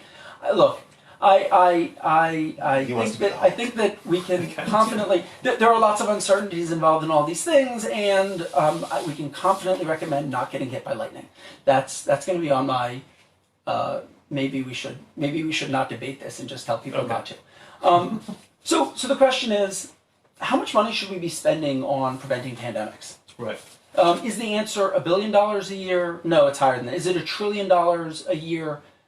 Maybe that's, in general, not completely crazy number. It seems a little bit. Should we spend an unfathomable number, though? Right? Should we spend $250 billion a year? That's more than the global world product. Right, It's, we don't have it's that. yeah, it's a solid like 12 times global world It would product. be like devoting Everybody in the everybody's world, labor. everybody only to in the that world. one Okay, thing. so if we thought that the probability that a pandemic would kill everybody was say 1 in 10, then I would say, yeah, actually everybody in the world should drop everything and fix this. Right. If we think that the probability that a pandemic like COVID arises is 1 in 50 per year, then $1 trillion is probably Sounds reasonable. ballpark, maybe 10 times too much, maybe about right. There are some discussions there. But the problem is that knowing what number we should assign to like these really rare events is hard. So knowing how much we should spend on it, what we can say, and really, really confidently, is that we spend too little worrying about very unlikely events, and we should be more concerned about like really bad things that might happen. So what are we worrying about that we shouldn't be, and what aren't we worrying about that we should be? So this is everybody in the risk analysis community will tell you kind of the same things. The community? The research community. They're talk about depressing conversations. So when I lived in Washington Heights, I was walking back to my apartment and I saw kind of an accident on the road. I wasn't sure exactly what happened. I kind of walked closer. I asked somebody who was walking away, hey, what happened? And they said, I think it was just a car accident. And I said, is anybody hurt? And they go, I don't know. I was just, you always have to worry about terrorism. And at the time, living in New York, I was doing reinsurance risk modeling focused in large part on terrorism. And my response is, no, you don't. You have to worry about getting hit by a car. Right. Getting hit by a car is much more likely and much more dangerous than terrorism. Terrorism happens much more rarely. Sure. No, Even here in Israel. Right? Yeah, people are. Israel's doing a pretty good job about reducing traffic fatalities. I think. We got a few hundred traffic fatalities a year, and they're working on 5 getting it terrorist lower. Right. fatalities a year. And they're working on getting the number of traffic fatalities lower, and it's a good thing. Like we're doing I'm not a good against job. It. It's okay. Yeah, we're doing a good job focusing on some of the high look. So if you want to know, like on a personal level, what should you be doing to keep yourself safer and living longer? I'm going to give you all of the really boring answers. Get enough sleep, exercise, eat right. Go to a doctor occasionally and just get a checkup. And look both ways before you cross the street. Yeah, like these are the don't speed, wear your seatbelt. Like these are all the like boring, dumb, but do all of them. Just like make sure you do all of those things. As humanity as a whole, what should we be worrying about? Well, a lot of the people who are funding effective altruism are kind of the man on the street who wants to save lives, and that's really wonderful. A couple of the people who are funding a lot of this have really large amounts of money. If you're a millionaire and you want to reduce your risk of getting hurt, so you do all of the obvious things, but you have a lot of extra money. So what do? Well, maybe you do something like, make sure that you have, a month of supplies in a bunker under your house. That's getting kind of paranoid, but okay. Let's say you have $1 billion. Well, you can't reduce your risk very much more spending, like you buy an island. Great, and then what do you do with like all of the rest of your money? And the answer is you need to start looking at larger scale global events because it's no longer likely that you're going to be hit by a car because you have, you do all the right things. So humanity as a whole needs to focus on larger scale risks, things that will kill lots of people. Like what? So pandemics are high up on the list. We're worried not that they're frequent, not that they're likely. You want to know what the probability is that a pandemic disease will emerge and kill, let's say, more than half of the people on Earth. I would tell you it's less than 1 in a trillion a year. It's a small number. But if it's 1 in a trillion a year, we should probably be paying some level of attention to it. If it's 1 in a quadrillion a year, then we should be paying a lower level of attention. We're not sure where that number is. Getting a better idea is probably pretty useful.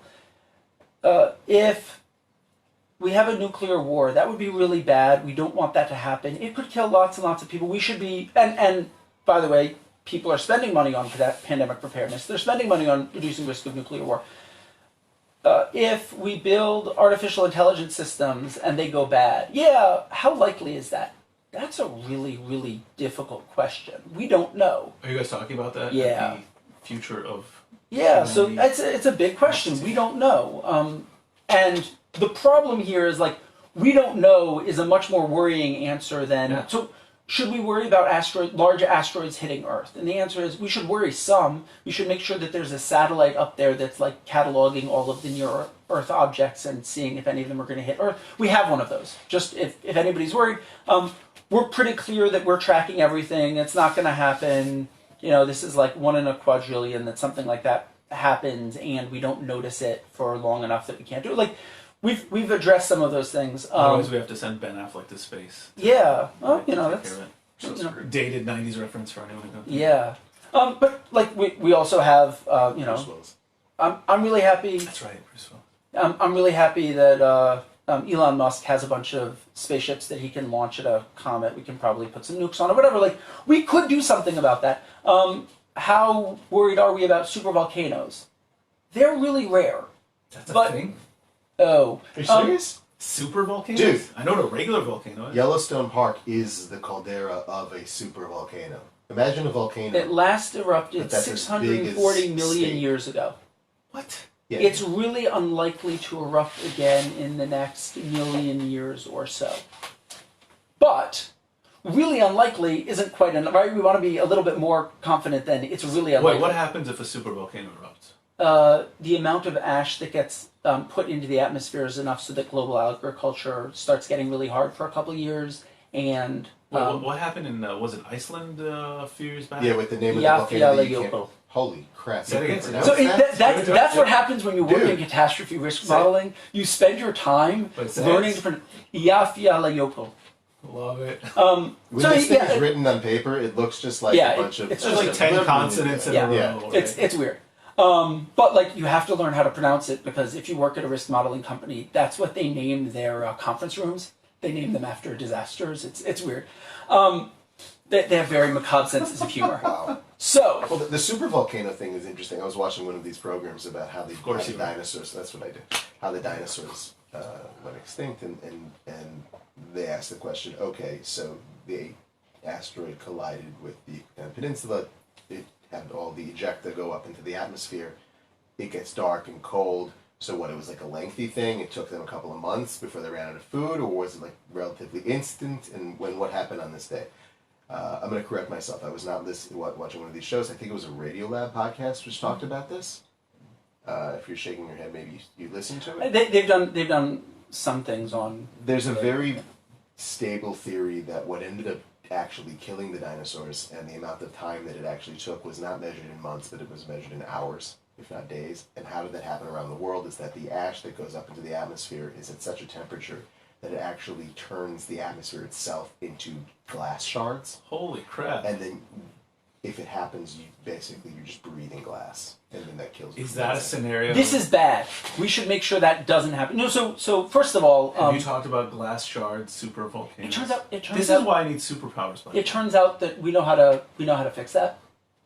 Go indoors and have a filter on your AC system. Seriously, like this is like we actually know that this is like there are people who spend some time looking at this. But yeah, having an N95 filter on your AC like that'll actually for large buildings especially like there's That'll yeah keep people out the glass shards raining from the sky. yeah now we'll have other problems afterwards like you want to be able to grow things and there's No like sunlight. yeah there's no sunlight for like there are a lot of bad things that happen. We should make sure that we send somebody up to plant a nuclear device on the asteroid before it hits. Fine. Like we there are people, you know, how much money should we spend preparing for this as a scenario? Not $1 quadrillion, not $1 trillion, but you want a couple people somewhere, and there are a couple people somewhere that spend a little bit of time thinking about it, making sure. Solar flares that knock out the global electrical grid are one of those things that like is kind of this could be really bad and is fairly likely it happens every century or so. And like it'd be bad if electricity went out everywhere for like a month or two. Yeah. Yeah, that could be like really catastrophic. So we have people thinking about this, making sure that there are stockpiles of transformers to replace the ones that blow up when you have a solar storm. Like, there are people who have spent time thinking about this. One of the big questions, again, is, so which of these are we most worried about? Which ones are we least certain about? So is there a master list somewhere? There are a bunch of of the debate constantly. Of, people how to discuss this. You'll go to if you visit Oxford and want to walk into Future of Humanity, one of the kind of do. conversation. Yeah, it's an awesome place. I highly recommend. By the way, one of the problems that they have is that occasionally random people wander up with like book length treatments of what it is that we should do if an asteroid hits Earth. And the type of person who like has no background in this and like doesn't know to email before showing up. Tinfoil these are weird people, and they show up kind of randomly. So maybe call ahead. Has anybody ever dropped off something where you look at it and say, "Oh, actually, this makes good sense"?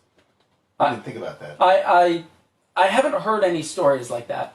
I think that most of the time when people have good ideas, they also know how to use email. Right. And look, this is a modern world, but one of the conversations that you hear kind of not regularly, but like order of magnitude, what do you think the risk of this is? They're like, oh, my estimate is somewhere in this range. Oh, really? Like, why is it so high? That's weird. And like people will have a conversation. Well, we looked at this, and like if you correct for this, and they have like these super, mathematical conversations about Bayesian risk modeling and how it is that you estimate these things. So, yeah, that's a conversation that happens. I gotta ask. I mean, Oxford. When I think of Oxford, in my head at least, it's kind of like old, fancy, right? English university. Do you think that the people that are like studying at Hogwarts? No. Oh, yes. No, I'm going in a different direction. I'm thinking the future of Humanity Institute. Is it in a new futuristic-looking building, or is it like in a building from like the 1700s? So, I've made this observation a number of times. Can you pull it up? I want to see a picture. If you've dealt with university bureaucracies, yeah, they're kind of a pain to deal with. Sure. It's kind of difficult. Imagine starting a university and having like the bureaucracy accumulate like garbage and difficulty and like all things for like 1,000 years. No, that's literally what happened. Yeah, it's an old university. That's literally what happened. They've been there for like close to 1,000 years. Getting anything done there is so. No, they're in a old beat-up building. They're trying to move into a new one. So it's not this building? No, it's not in that one. That building's awesome. But does it look like that? No, it's in a beat-up kind of like 1970s building. They do have a lot of really awesome. It's a building that looks like every building in Israel. Yeah, that's kind of disappointing. Yeah, no, it's if you walk down the main street, you do. It's there was a picture I saw a couple weeks ago. Somebody said like it was a picture from like 1910 of the main street in Oxford, and then a picture from today. And the difference is that they put a median in the middle of the street that's grassy, and they have little bike lanes, and that's it. Like those are the only differences. The buildings are exactly the same.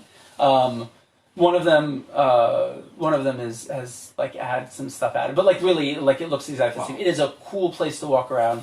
You can go visit where Lewis Carroll wrote Alice in Wonderland. Oh, cool. Like it's a cool place to visit. I like going to visit. My kids keep on telling me that they want to come with me to England. How often do you go? When there's not a global pandemic, sure. Once or twice a year. Okay, wait. So I want to bring this back. Yeah. This is people who listen to this and like me, maybe they're working in an industry that's been seriously affected by this. You want to go back to Oxford once a year, twice a year. When you guys are mapping out how these catastrophic risks might play out, do you have an end game with them? So there are a couple. I think I said there are a couple of end games. It's not clear exactly which one happens. Places like New Zealand, the end game was they got everything under control, and now they have, they let tourists in from places that don't have lots of cases. Right. We were almost there. Yeah. We could get back there. Like, we really could. Like, if we wanted to spend lots of money and try everything, we could be back there in a month or two. If we don't do that, we're looking at in the ballpark of no earlier than January before there are a lot of vaccines available enough to do something. And even then, like, you make the vaccine, and then, how many doses of vaccine do you need for COVID? Well, it might be that everybody needs 2 shots, which means you need 16 billion doses for the world. So we're going to be making lots and lots of vaccines. So I imagine the public conversation is going to shift in like 3 months to, hey, like, it looks like this vaccine is being approved. How many doses are they making? Only 1 billion. Like, we need to get on this. That's a lot. Yeah. Of doses. Yeah, but it's not nearly enough. But we need 8 billion doses for everyone, and then we You need don't need it for everyone. Look, 5 million people in New Zealand, they don't need vaccines. They're going to buy vaccines anyway. No, so this is. I'm starting to think about which pharmaceutical companies I should start investing in. Oh, you're way too late. They've been talking about that for a while. So the thing is, there's a bunch of different vaccines. We're not sure exactly which one is going to be more effective.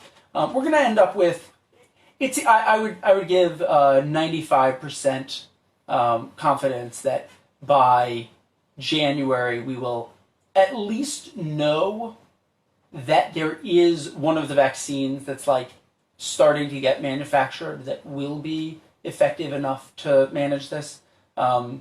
There's some chance that like the Moderna vaccine ends up getting. They're already producing millions and millions of doses, so that'll be available in October, November if it gets approved. Maybe it'll start like rolling out. Right, like it could be. If everything goes right, if you have ever planned a large project. I have. Okay, and your timeline is, okay, so I expect it to take 4 months. It never does. Right. If everything goes right, it would have taken 4 months. Sure. And, 8 months later, you're like, wow, I think I'm finally close to done. So if everything goes right, we could have doses. I was hoping to have my book out months ago. Right. And just going through editing and peer review process. Everything takes longer than you expect. But everything. The flip side is the world has been actually smart about pouring huge amounts of resources into this. So originally people said, 18 months is the fastest we could even imagine, because usually vaccines take 3 or 4 years to produce. And people have been doing mostly the right thing to get that done much, much faster. And so it's like, that's hopeful. And then you got to get people to take them. Most people. So going back to the conspiracy theory discussion, people really like anti-vax conspiracy theories when they're pretty sure the risk is really low. There were people who didn't want to get the measles vaccine 2 years ago. Because nobody had measles. Right. Because measles, like, who's ever had measles? We wiped it out from the world. Because we're all friggin' vaccinated against measles. And, okay, good. And then you started getting outbreaks. And all the people who said, like, well, it's not such a big... You had the Gedolim in Israel say, no, you actually need to get vaccinated. Yeah. This is not an option. You had, leaders across the world. All of the anti-vax people were still screaming. But 90% of the people who had, like, kind of listened to them changed their mind when they started seeing that people actually die. I'm very optimistic that... people are the significant majority of people are aware enough that COVID is a thing that they will get the vaccine. Yeah, there's going to be crazy conspiracy theories, but I think that mostly it won't make a huge difference. One of the real risks is that we rush a vaccine through without doing the safety testing. Yeah, and then you get some... and not that it ends up worse than not having it, because I think that that's vanishingly unlikely. But like, if you have 1 in 200 people end up with, let's say, migraine headaches for 6 months, everybody said, see, vaccines are bad. And you're like, no, we should still do this. Like, that's a low risk. If you end up with 1 in every 20,000 people dying because of the vaccine, that would be horrifically bad, and you're still probably better off having everybody get the vaccine. You'd be better off catching that beforehand.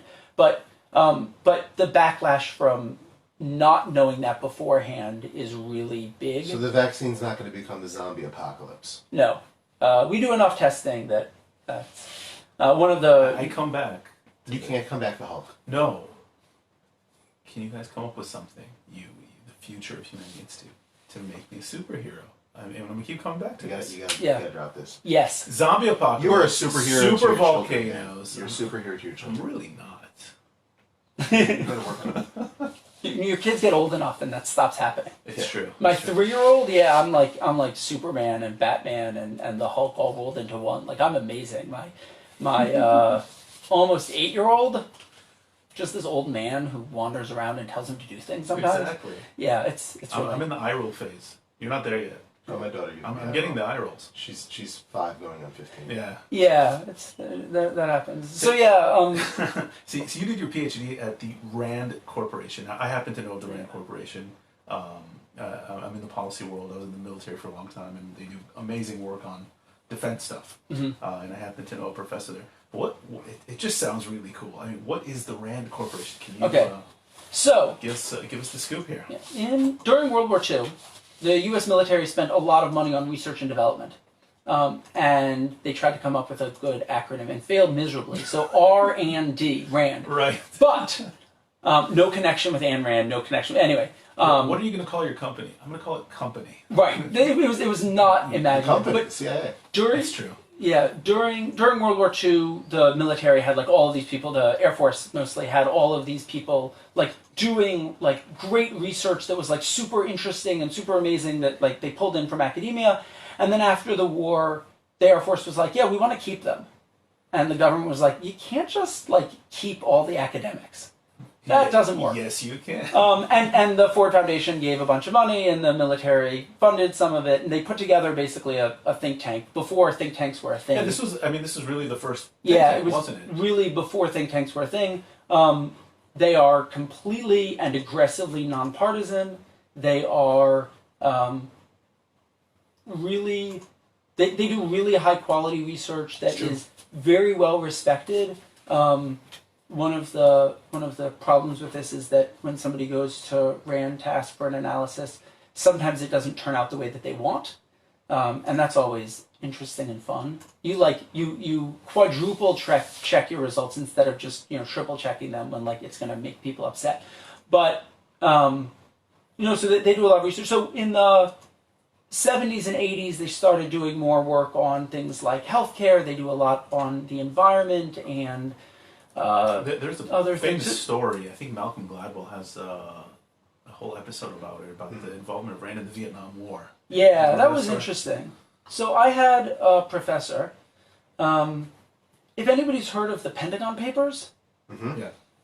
so those were leaked from Rand by a guy who now writes books about how nuclear war would be really bad and we need to be careful about it.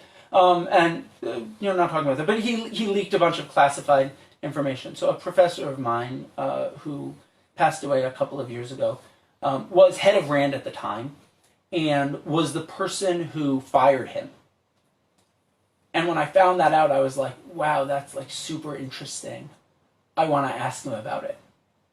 And one of the people was like, don't ask Charlie about it. He's still like super upset and like emotional. Like he gets really upset about this. I was like, it's been decades. He's like, he's still mad about this one.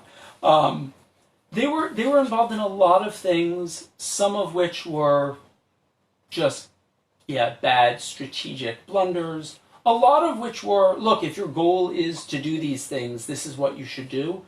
And they were probably right about it, but there were some strategic issues with maybe winning a war in Southeast Asia wasn't like the top priority when you compare it to like the human rights abuses. Right. The flip side is, I think people have. I certainly had this really weird vision of like, wow, the Cold War was like this really weird and ridiculous thing where like it was America versus the communists and like that whole thing was super overblown and like wow, in retrospect it seems so stupid. And then you actually look back and you're like, no, actually, like, there was real, like, maybe we were wrong, but there was a real reason to be worried that, like, if the communists took over, it would be really bad. So, Vietnam War, there were some blunders there, but, like, I don't know that it's really obvious, except in retrospect, that they shouldn't have done some of the things that they did. So think tanks are a really cool place, especially, in places like this where not everything's published. A lot of stuff is done, kind of Sure. right, to come up with crazy ideas that make a lot of sense. And we were kind of, discussing this before we started taping here. So give us a couple of these kind of ideas that might sound really crazy, but if you just took away all the politics, took away all the social norms, and just looked at the numbers, that they would be like, oh, this would actually be really sensible to do. So I'll give you two really quick examples that are funny because it was a long time ago, and in retrospect, you're like, oh. The first one is the Hyperloop that Musk is talking about. Yeah, that was originally an idea published in like a 1950-something white paper that was public from Rand. Somebody's like, hey, we could probably do this. Like, the tech isn't quite there, but like, this seems really interesting. And yeah, it took 50 years, but now like they're actually building some of these. So that's... Are they really? Yeah. This is like what? This is basically like a giant hyper, I don't know, yeah, it's tube like, that... Yeah, it's a tube that pushes people around really fast in like little capsules. Yeah. And Musk has built some tunnels underground a couple places, and they're already like, they're building them. We'll see how cost effective it is and whether it's like actually much better than just having the metro or whatever. But like, they're doing it. The other one that I thought was super interesting because there was a pile of stuff that was getting declassified. Like this is now declassified from like the 50s and 60s and 70s because like some things stay classified for a while. And one of the things in there was an analysis of, so they're thinking about maybe installing these devices in like the entrance to places like the White House that could detect whether somebody has a weapon by noticing if there's metal on them. And they build it into the doorway. This sounds like something that's just... And it's a metal detector. Right. It's just a metal detector. And the conclusion was, you can't really do this in a way that like doesn't have a really high false positive rate because like anytime somebody walks in with their keys, it's going to know, you're going to notice them. So like it doesn't help very much unless like you require people to take everything out of their pockets. And at that point, it's not like a good way to do this. You might as well just pat them down. Which was probably the right conclusion when you're talking about like, it'll cost $50 million to build the first metal detector. But it's just like really interesting. But what are some crazy ideas now that people are talking about that we think they're just nuts, but maybe in 50 or 100 years we'll say, oh, this is the way things are done now because it makes sense. I'll give you two cool ideas. One of them is prediction markets. So it should be possible to go online and bet money on whether the economy will go up under a situation where Netanyahu loses the next election versus if he wins. You should just be able to go online and bet. And then, to go online and bet on the outcome of an election? No, whether the economy, if he wins, does the economy go up more than a certain amount? Like, what you can bet on how much you think you can place a bet that like GDP growth will be more than 3% if he loses, or it'll be higher than this if he wins. And then, like, you use all of this data, and you say, like, hey, like, it turns out that, like, the people who have money riding on this, and it turns out that prediction markets are, like, really actually pretty good at predicting things, because people have money on the line, and they do a good job with this. The prediction markets say that Netanyahu's good for the economy. Like, if you care about the economy, you should re-elect him. Or it turns out that Netanyahu is bad for the peace process. The prediction markets say that it's much less likely that we get there if he wins. Or, like, all of these things, and people can just go and look it up. And the reason why people are super unhappy with this is because... So you're saying it's a way of using betting tools to see what's actually going to happen. Yeah.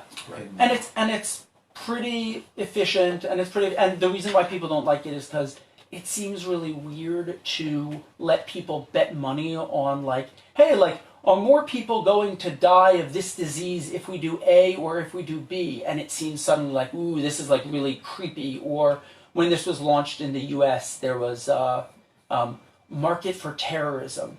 If we do this, are there going to be more terrorist attacks or fewer? And everybody's like, people are winning money if there are terrorist attacks. That's horrible. And like, I get why that feels like really spooky. Right. But also, don't you kind of want to know whether getting people to take their shoes off at airports is going to prevent terrorist attacks? Because if it isn't, then we shouldn't be doing this. Sure. So, like, there are some interesting things there.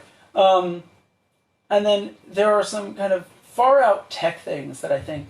One of them is another thing that I think is like super underinvested in relative to what it is that we should be doing is longevity research. It turns out that getting old isn't a disease. So most people, you don't fund research into stopping it. But it turns out that like most of the things that go wrong with people are like specific things that go wrong. Arterial hardening. Oh, let's address arterial hardening because that leads to, okay, so like let's fix cholesterol. But if you look at aging as a whole, there are a lot of things that might just be able to be fixed. And yeah, it's like with elephants, right? Do you know why elephants die so young? Because they lose their teeth. In the wild. In the wild, right. They lose their teeth if you can. There's no evolutionary advantage in surviving after you have your kids and you raise them. Sure. So, like, evolution selects for people dying after that, which is non-ideal from a personal perspective, because I've had my kids and they're like getting old enough that like in another decade they'll live out, and I don't want to die then, and I probably won't because modern medicine is pretty good. But evolutionarily speaking, once your kids are old enough to have kids of their own, you're done, right? there's small effects from having grandparents around, but yeah, I mean, mostly it just doesn't, we didn't evolve to live for a really long time because there's no benefit. But it's very plausible that if we spent, $100 billion a year for the next 20 years, we could change that really drastically. And if you ask most people, should the U.S. government be spending, $100 billion a year on ending aging, they'll say, that's a really weird thing. No. But this seems like the kind of thing that we should probably, let's say there's a 75% chance that it doesn't work and a 25% chance that it does work. This seems like a good bet. We should be pouring money into some of these things. Oh, then you get into the philosophical question of, do you want to stop aging? Right. At what point is it... people live too long. At what point does the Earth get overpopulated? Yeah, the head of the Future of Humanity Institute has a great parable, the parable of the dragon tyrant. It sounds really awesome, right? Imagine that every year you sent people off to be eaten by the dragon because otherwise the dragon will kill lots more people. So you have to sacrifice them every year. And after a while somebody says hey, I think we might be able to kill the dragon. And everybody says, no, dude, that's crazy. That is crazy. Besides, having the dragon is what makes your life meaningful. If people don't go to the dragon, then there's no risk, and everybody's people won't live their lives to the fullest. This might start reminding you of arguments about why it is that death is a good thing. We shouldn't do this, and there's this debate about whether we should do this, and then finally they decide yeah, maybe we should do this. And after they kill the dragon, they look back and you ask so all the people who said maybe we shouldn't have done this, do they want to go back? And the answer is no. Nobody wants to put, if you say death makes life meaningful, great, do you think that we should cap people's lives at 50? No, nobody thinks that. There's just this status quo bias in your head. So yeah, right. I think that there's a good argument to be made that we need to worry about overpopulation, and there are good arguments to be made for why it is that fixing longevity for just rich people would be all sorts of morally questionable and whatever. But also medical treatments get cheaper over time.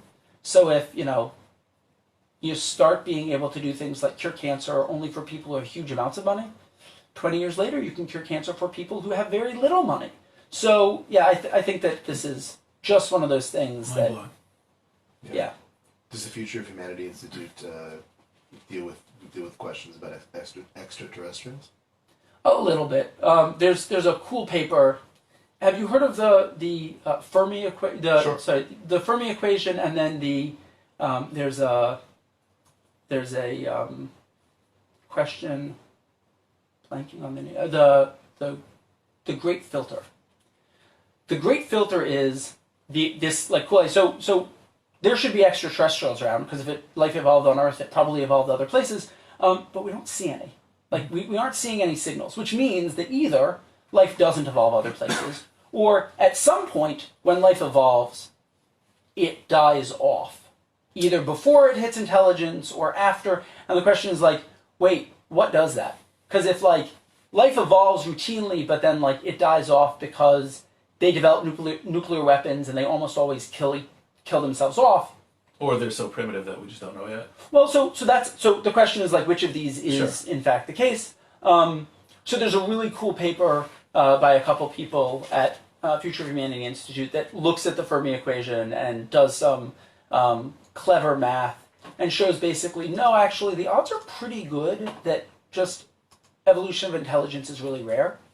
And it's very likely that within the visible universe, we're at least close to alone. So yeah, they think about it, and you know, it may be that somebody does analyses that overturn that. There's a really weird, interesting paper about somebody had a hypothesis about whether maybe the reason we don't see the aliens is because for thermodynamic efficiency reasons, it's actually much better to save all your energy for when the universe is much older so that you can do more with the same amount of energy. And there's another group of people who think that like the physics might be a little bit wrong, but like maybe all the aliens are out there. The term is estivating, because hibernating is when you go in when it's cold. This is you go away when it's hot. So like all the aliens are out there and they're just hiding away, taking their time until like... Because what, our galaxy's too hot? Right, so when it gets colder, then you can do computation more efficiently. So they think about these things. I heard a theory that something we talk about a lot, just because you know we're always trying to push where conversations can go. That it could be that there are aliens that are so advanced that they don't even bother coming here because we're so primitive. Just as if the way we look at insects, that they look at us and they don't even bother contacting us or coming here. So there's I don't remember where I heard that. But, there are a lot of hypotheses about this. It's like the thing that's said often is, you know, would you? It was a line from the movie Contact. Actually, it was actually something that was first posited, I think, by Charles Sagan, which was, you know, how much energy would you put into trying to travel across the universe to discover an anthill? Right. So if we're that primitive compared to an intelligence that's, let's say, 1 billion years ahead of us evolutionarily speaking, Right. How much is it worth it for us to come? Look, we're clearly, you know, everybody has their feelings on this. There's a lot of stuff going on right now in the press, if you look for it, about things that the Pentagon... Yeah, what was that thing that the Navy fighter planes saw? Declassifying UFOs, yeah. Well, what is that?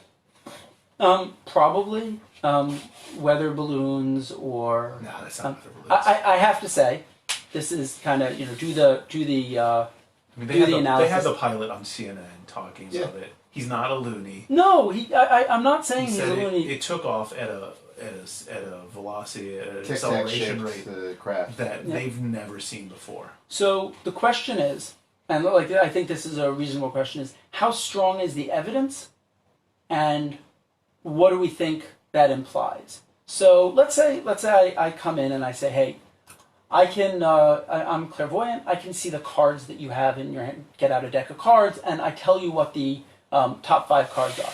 You're like, wow. So do you start believing I'm clairvoyant? Maybe. After 5 cards? Maybe it's a really cool magic trick. So I think that most people would say he's probably doing a cool magic trick, right? Yeah. Like that's the first thing you should jump to, right? Although I love watching magicians and just believing for suspending belief for it's super easy to find evidence for something that you think would be interesting or cool. And the question is, what else explains that evidence that's more likely? And usually the answer is, there are a lot of other things that could explain this evidence. The types of things that are true, there tend to be an insanely overwhelming amount of evidence for. Like, every time you look, you find out that it's, you know, every time you check the theory of gravity, it still works out. Like, every prediction it makes, like, it keeps on making the right prediction. So is there evidence for gravity? Yeah, there's like an insane amount. Okay, is there evidence that like vaccines stop people from getting sick? Yeah, there's like an insane amount of evidence. Like, you don't have to look very hard. If you have to look really hard for evidence of something, and even then it's kind of so-so, the question is that what's happening? And if so, why is it hard to find evidence for it? And like, you need to have some theory for why it is that you don't just have huge amounts of evidence for, look, it's hard to keep conspiracies quiet. Like, it's hard to keep conspiracies quiet. If there was more than one shooter on the Hill for JFK, you'd think that we'd have more than just, like, claims that somebody saw a document. Right. But you don't have to even go that far. There's so many people now, especially in the millennial generation, that have a very, very, very hard time believing that the United States landed people on the moon in the 1960s.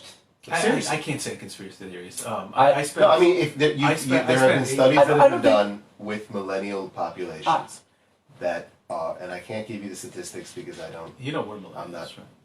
I'm not sure. Well, what are the generation behind us? The generation behind us, Z.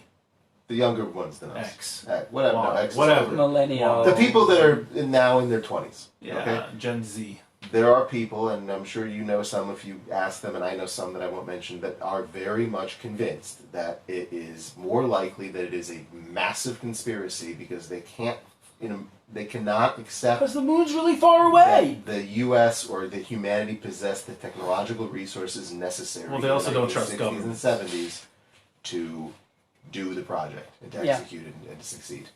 And they will argue with you and use intelligent arguments as to why it is that there was a better interest for the U.S. to win the space race because of Cold War politics than to actually do this. And then I go back to David and say, what, millions of people are being paid off to keep their mouths shut? Right. So it's hard to keep large conspiracies secret. Also, there was a space race. So the U.S. was worried that Russia was going to stage a landing before. Like, if it was impossible to get there, what was the space race about? And by the way, if you want to know, like, look, launching rockets really far away is, like, crazy hard. Like, it seems basically impossible. These people use GPSs, right? Like, we have networks of satellites in outer space that we got there like a while ago. Like, it's not like, the same thing with the flat Earth people. Like, this is like all bullshit. There's no satellites in space. Fine. NASA's just so I have a really simple response, which is, if you want something to be true, you can look for evidence. You can look for evidence that it's true. If you want it to be true, then I saw somebody say jokingly. They were actually joking, though I could imagine lots of people saying this seriously. So, before you start looking for evidence about something, maybe you should ask yourself, do you want it to be true? Because if you don't want it to be true, maybe you just shouldn't look.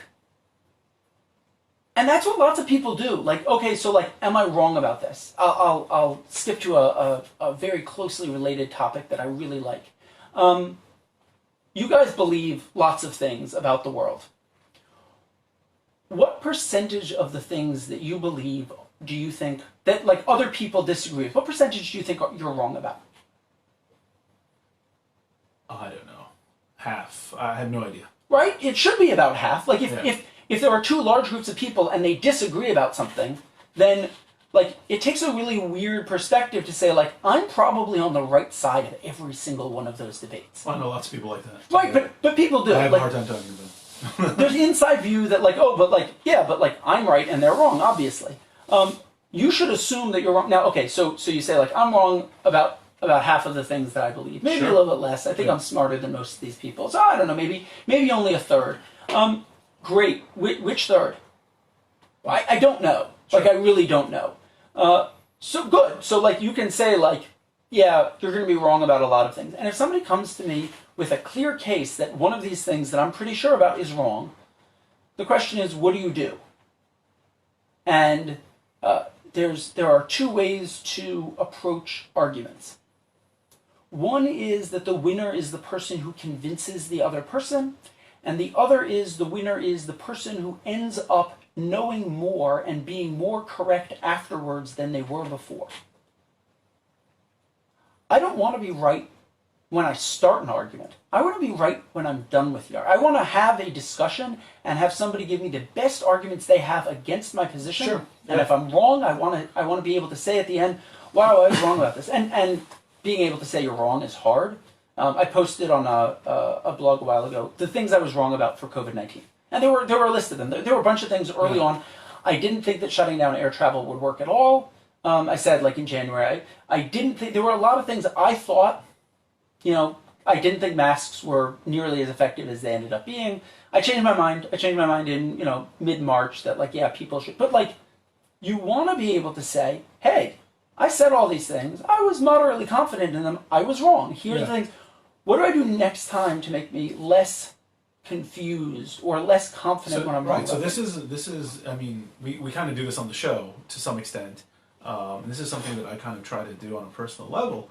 Is that I have my beliefs, but I frequently get into discussions with people where I'm trying to convince them. I say, you know what? Convince me I'm wrong. Please convince me I'm wrong. Bring me such a good argument that it'll change my mind. I'm always looking for these kind of things. Whether it's religion, whether it's politics, science. I feel like I maybe I just don't know enough, so I'm just learning rather than trying to be convinced. And I think this. Whenever you run into the kind of people who are just so absolutely sure of themselves on things that are not verified, that everybody doesn't agree about. Then I just have a hard time talking to these kind of people, and I just disengage from these conversations. My favorite question to ask in this conversation, like when you're having a conversation, two people really disagree, is okay. I want everybody to stop, spend a minute, and write down something that could be true about the world that would change their mind. Like, give me a piece of evidence, or two or three. Right. What would, and so you say, like, I'm pretty sure that vaccines work. And the question is, what would change my mind? And the answer is a decent-sized, randomized controlled trial that looked at whether they work and found that they didn't do better than a placebo. It's a really straightforward. Now, is that evidence that exists in the world? No. I've looked for it. No, there are no large-scale RCTs that don't have severe methodological issues that say anything like vaccines don't work. They say some vaccines are slightly less effective than we thought before, but there are no studies that say, like, we tried a well-regarded vaccine on a lot of people and then exposed them to the virus and they all got sick. Or we exposed two groups of people to the virus and the ones who had the vaccine got sick at exactly the same rate as the people who didn't. They just don't do anything. There aren't studies like that. But if you did one and you showed it to me, yeah, I would change my mind. Okay, what would convince you that 2 + 2 = 3? Is there something that could convince you that 2 + 2 = 3? I have no idea.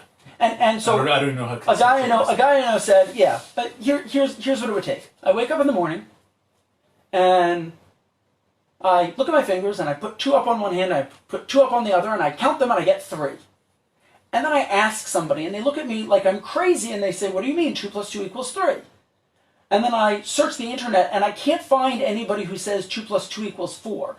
And I start, and then I start going, like, I don't know, maybe I live my whole life, like, pretty sure about this. But, like, everywhere I look, everybody says that that's not what anybody thinks. I would say I was wrong. I would say I got that wrong. There is evidence that, and I think both of you would say, yeah, if that happened to me, I'd be very. I might go to a neurologist or psychologist and ask. Right, I'd be very concerned, but also I would change my mind about the. You're likely to be wrong about lots of things. Some of them are going to be things that, you don't expect to be wrong about. Some of them are things that you're not sure about, and almost none of them are going to be things that you're completely convinced of. But you should still be able to specify to somebody else what would convince you that the U.S. didn't land on the moon. And my answer is, somebody could today spend less than $200 million to send an unmanned ship with live video feed to where the Apollo missions landed Find the flag. and get video. And if there's no flag and no evidence and nothing, the flag probably disintegrated, but the pole will still be there, as will the footprints. If they don't find anything, I'd start really seriously questioning things. So that's about scientific fact, okay? Yeah. That's about saying something happened, no, it didn't happen, it's a conspiracy theory. How do you do that same approach on, let's take something super controversial, and I don't want to get into the controversiality of it, but say something like the peace process, right? Yeah. Where people are saying, no, if we ever do A, then B for sure is going to happen because, right? I mean, can that kind of same approach be taken to things that haven't happened and you're just afraid they will? I mean... Yeah, so the question that I have in my mind is, about this is the question that you're trying to answer factual or values? Because some questions are value questions. Is it a good idea to make peace? That's a value question. Is the Israeli economy going to grow if we and the Palestinians agree to this specific peace plan? That's a factual question. We can't know the answer without actually having it happen, but it is a factual question about the future. Right. So it's measurable. First of all, you want to make sure that your questions are factual. If you want to change your mind, you need to make sure that like you're asking something that like you could get a factual answer to. You try this, you specify in advance, this is what would happen, and I expect this to be the outcome. You never observe counterfactual reality. You never. This is a problem in econometrics and statistics when you start talking about like you do a randomized control trial and like you never actually see what would happen if you gave somebody the thing instead of not, or like you can't because you either do or you don't. And the way that we get around this is clever statistics plus some assumptions about how it is that reality works. You can't always do that. There are some things that are fundamentally not amenable to this, but there are also pretty useful pieces of information that shouldn't like make you completely convinced, but look, I'll tell you, I have some real solid opinions about the peace process. If you ran a large-scale prediction market and said like, hey, like, if Israel does this, this will happen. If Israel does this, this will happen. If Israel does this, this will happen. And the outcome of a clearly specified peace plan of this type, the predictors just said, like, we think that will not help Israel's economy at all. We don't think that it'll last. We don't think, even if you get everybody to agree, we don't think that that'll lead to long-term peace. Whatever it is, if they end up saying that, like, the predictors, the market as a whole is pretty sure, I'd mostly change my mind. Because, yeah, I might be wrong about my assertions about that. There's a kind of slight problem with this, which is it's easy to claim that, oh yeah, if you asked a bunch of people and you did this, then they would agree with me. And that's a lot cheaper than actually running the experiment. So a lot of the time people just say, I'm sure because I should be sure. But yeah, you should be able to say what it is that would convince you, even if it's not something that's likely. I can get into philosophy here for just a second. Do it. Bertrand Russell had a thought experiment. Russell's teapot. Have either of you heard of this? I've heard of Bertrand Russell. I haven't heard of the experiment. Right. So, Russell's teapot is a claim that exactly 180 degrees away from Earth, in the same orbit, there is a teapot orbiting the sun. We can't see it. And we'll never see it. I mean, you could. Like, is that a scientific... His question was, is that a scientific hypothesis? Is that the same kind of thing like when I close my eyes, there's an elephant in the room? Right, so is that a scientific hypothesis? And the problem is that, like, on some level, yes, you could send something there and look and see if it was true or false. Is it reasonable to believe that it's true? No. No, it's not. So why? It's a claim, and the answer is because you need to look at why it is that somebody would believe that it's true in order to, like, have a good reason to actually make this, make me start thinking on, like, without any additional evidence, there's a reason to think this. Most facts that I am presented with, if I look into it, there's an overwhelming amount of evidence that supports it and close to none that disagrees with it. So, like, I don't need to run the experiment to check that gravity exists. I can look at all of the evidence that's already there. When somebody comes to me and says, it's possible that this is true and you can't disprove it, this is where you start getting into, well, what's the burden of proof? I don't think that that's necessarily a helpful framing, but on some level, my response is, look, I don't have any prior reason to think this is true. Start giving me evidence. Don't tell me I can't disprove it. Start giving me evidence. Start telling me why you think it's true. And a lot of the time, we have a Nobel Prize winner from Israel, Aumann, who has a paper that I absolutely love on the Aumann agreement theorem, which it's game theory, but it says really simply, two rational people cannot agree to disagree about something. Two rational people cannot agree To disagree. to disagree. Look, I think there's a teapot, you don't. Because two rational people who are interested in finding the truth and are truthful with one another and are willing to exchange evidence back and forth should be able to talk about why they think it is true or not, and the other person should be able to come to the same conclusion based on the same evidence. So if you're sure something is true, there's some process that caused you to believe that, and if I'm in possession of all of that information, I should either agree with you Or change your mind. or give you evidence that makes you think, and a lot of the time the answer is... To be fair, I could say Dan and I are both rational people. I like spicy food and he doesn't. Ah, Whoa. that's not a disagreement about fact.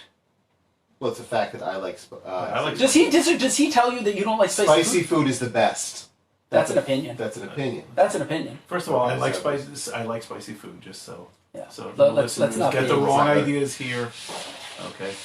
Okay, yet But I'm gonna go somewhere. I might go somewhere. But it doesn't happen.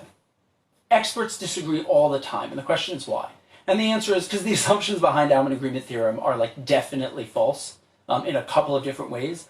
But most of the time it's really simple. Like the experts don't actually talk to one another. They don't try and find out what the truth is. They have more to gain from not publicly admitting that they're wrong than publicly admitting that they were wrong. Like there are a lot of reasons that it doesn't happen. Most of them just have to do with the fact that it's actually kind of difficult on every single issue to spend all of the time to have the really long conversation that causes both people to converge on the same opinion, especially in And we complex don't have topics. evidence for everything, like you said. Like even So, on vaccines, you should don't have. You should right? have so that to give you a little bit more detail. You should be able to agree on the probability that you think something is true, even if you can't agree on whether or not it's true. So, Aumann agreement theorem says, yeah, there are some things that are unknowable, but you should still eventually converge to say, both of us think there's a 1 in 3 chance that this is true. And people don't, and it's because people are not perfectly rational. There are a couple other assumptions there, but yeah. So I think that kind of getting more rational and figuring out how it is that you get closer to this is useful. I think that being able to specify the evidence. So I think that that's why that's a useful exercise. So I gotta ask you, if I am a philanthropist, if I am Jeff Bezos, and I come to you, and I say, I'm gonna dump $1 billion, $5 billion, $10 billion to you to set up whatever research, one question that you could now take however long you need to figure out one problem for the world, for humanity, for whatever, what are you going to look at? What are you going to try to tackle? So the question in my mind boils down to something that effective altruism kind of came up with, which is what's important. So, there are lots of things that I could look at that just don't matter. A lot of scientific research looks at things that, like, the consequences of it being true one way or the other aren't so clear. Sometimes they have, like, important, like, long-term implications. Pure science is really valuable. But is it important? Is it tractable? So if I wanted to end nuclear war, $1 billion doesn't get me anywhere. Well, however much money you need, whatever. Well, so however much money I need is a little bit different, but is it tractable with this scale of money? So, like, there are a lot of things that I think any reasonable scale of money doesn't fix the problem. If I don't want supervolcanoes to happen, I don't know of an amount of money that could possibly change, geophysics. Like, it's just not. And then the last question is it neglected? Curing AIDS would be great, but everybody's working on that already. Another $1 billion probably wouldn't do that much. So I think that there are a couple of issues that are important, tractable, and neglected. I think that there are a list of 7 or 8 diseases that are close to curing malaria completely. Malaria is really bad. Lots of people get it. So is schistosomiasis, which is an intestinal worm that lots of people in third world countries get. That actually is like super tractable because there's a 50-cent pill that you can give to people that doesn't hurt them, that gets rid of it. We just need to give this pill to like all of the little kids. And the world is currently spending, $100, $200 million a year doing this. And if I had, $20 billion to throw around, then I could just fix this and get rid of it and end it completely.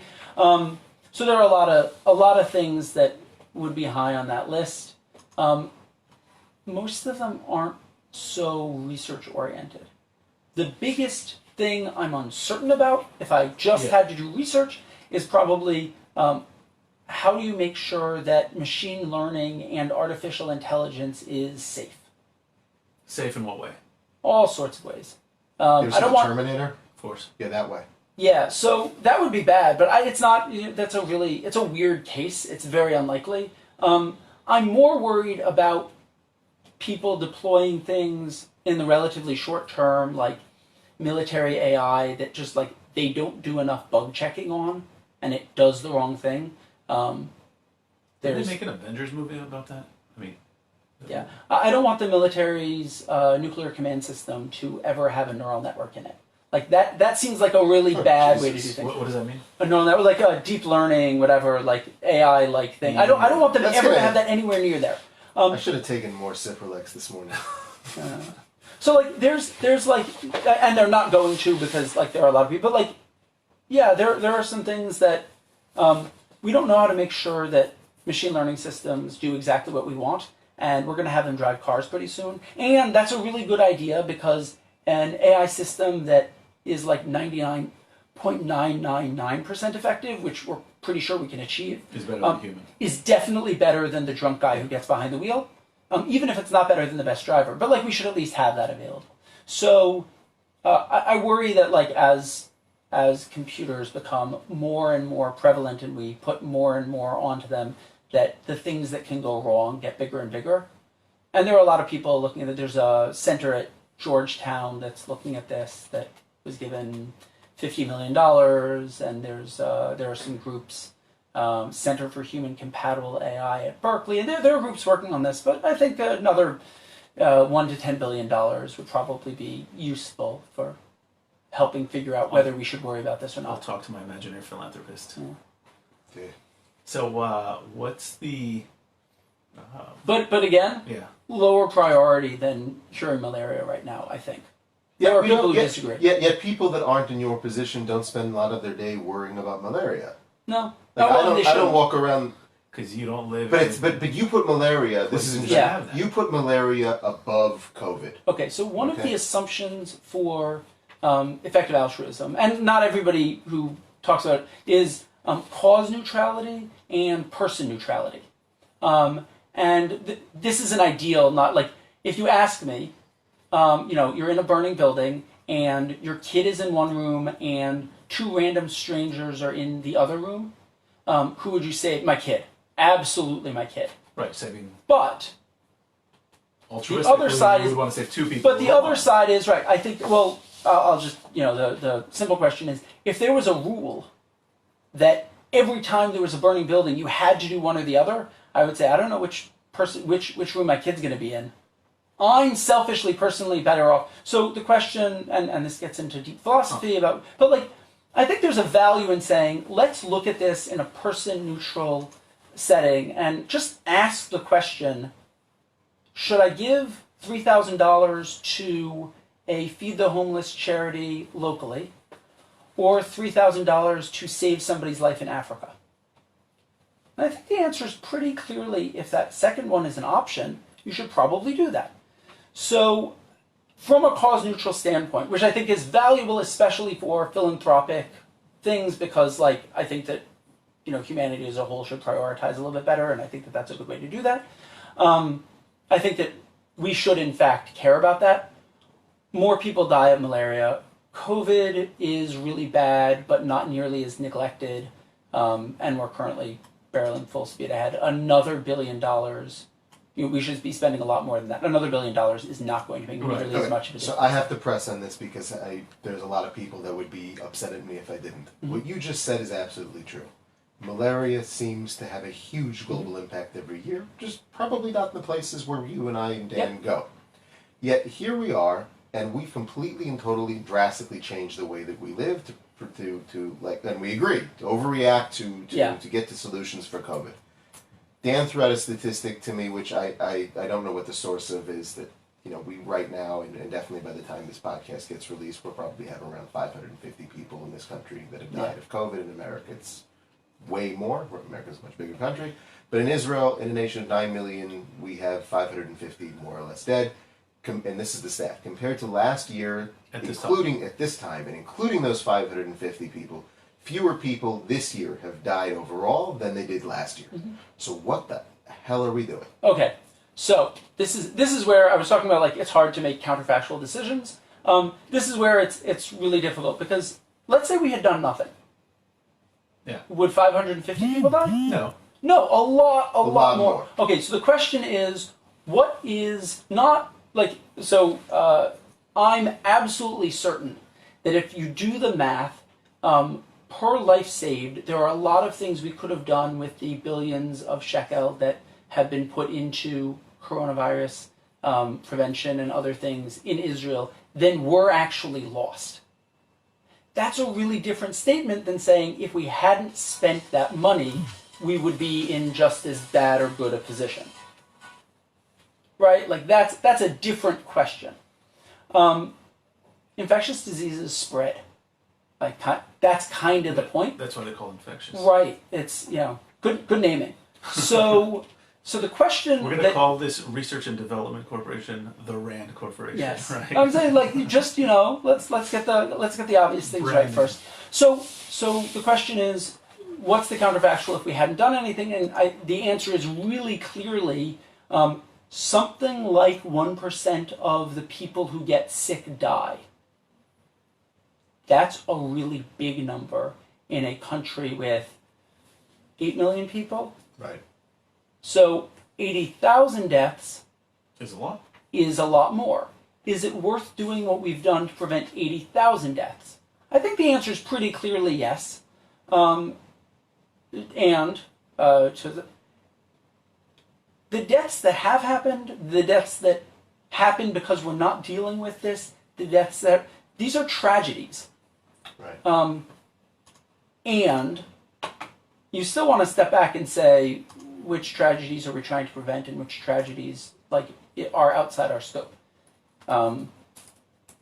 Not because we don't care about them, but because we don't think we can do as much. And I think that's where the analysis side actually comes in. You do want to start asking, what can you get handed $1 billion.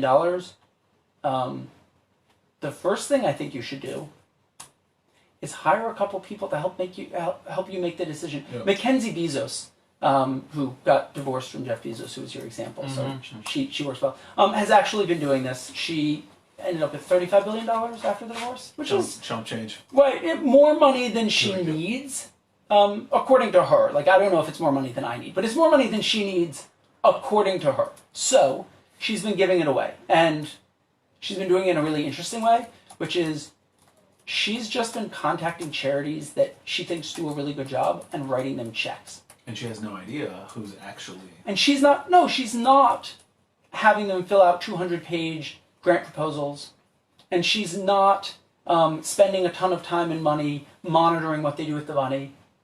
And I think that that's probably about right to do some of the time. I think that if all the philanthropists did that, then we would have no idea about whether the things that we're doing are effective. Yeah. But I think that there's enough research done by other groups to figure out what does and doesn't work, that I think that it's reasonable to hand more money just to the places that do good work. So the research that she does is find which groups are already doing this and make sure that they're the best group to do it and hand them the money. So if I was actually given $1 billion or $10 billion, I would immediately call up people at the Gates Foundation and similar, the Open Philanthropy, which does a bunch of work on this, and the GiveWell, which does a lot of work on evaluating charities, and just tell them to tell me where to give the money. No, but I asked you kind of in more of a hypothetical. Yeah, no, I understand Right. what I'm saying, but I think practically there's a lot of value in just saying let's, if we want to know what the most important things to do are, let's, kind of list out what's important and work on those things. Somebody, I think it was the chairman of the board at La Chomel Hospital, whose name is escaping me at the moment, said that whether or not we do the measures that we're doing to mitigate the effects of COVID, there will be roughly around 8,000 deaths in Israel by the time this ends. Meaning, no matter what we do. No matter what we do. So it doesn't matter. You So could it get doesn't there matter quickly and Okay. have massive issues with the healthcare system and treatment, or you could get there over the course of 2 or 3 years. But in the end, we're all, it's going to happen one way or the other. I'm not certain that that's false. But if you offered me 10-to-1 odds, my $100 versus your my $1,000 versus your 100, I would take the bet that it's wrong. With, I would hand you a lot of money if that turned out to be true. I'm pretty sure that it's false. That I think that it's pretty clear that if you slow things enough and you get to vaccine before so many people die, that you stop it. I think that there's a real chance that you can stop transmission. I think that if you slow it enough so that we get good rescue therapy, you can reduce the death rate from, 8,000 to 2,000. I think that there are a lot of places where you can do more than that. I think that. And so my question for somebody who states that as something that they're certain about is, how sure are you, and what would change your mind? Right. Going back, Right. that's Yeah. and it's hard to have public conversations. Politicians get nowhere by saying, "Look, I think there's a 1 in 3 chance that this will go horribly wrong, but I'm doing it anyway." They need to be confident. They need to be sure that what they're doing is the right thing. Even though that's a ridiculous bar, just in terms of actually getting elected. And what you said earlier, I mean, it's better for a politician, just from a purely political perspective, to not do something. Yeah. So than there are a to do lot of something reasons that goes why. wrong. But I think that that if you're just talking about what it is that people honestly think will happen and whether their minds can be changed, I think it'd be really valuable to sit down and have people. There were a number of people. There was definitely an op-ed in the J-Post that said that the trajectory of COVID has looked the same everywhere, which is it goes up for a while and then it goes down gradually and ends. No matter what they do, so we should just ignore it. And everybody in the world right now looks back at that op-ed and says, no, that's not quite how that happens. No. You do get resurgence. Was it obvious at the time that they were wrong? I thought so, but as I told people at the time, look, they could be right. I'd rather overreact. Yeah. I'm not sure that they're wrong, but I'm sure enough that I think that it's crazy to rely on it. So I gotta ask you, and kind of start to wrap up here. Yep. First of all, this has been, I can't remember the last time I had a conversation with someone where my mind was blown and just, expanded on so many levels. But we talk so often, Dan. So thank you for that, first of all. What is the most interesting, coolest book you're reading or have read recently? A guy at Oxford wrote a book called The Precipice, which is about risks to humanity and whether they're serious or not, and what he thinks about them, and kind of goes through in really great detail.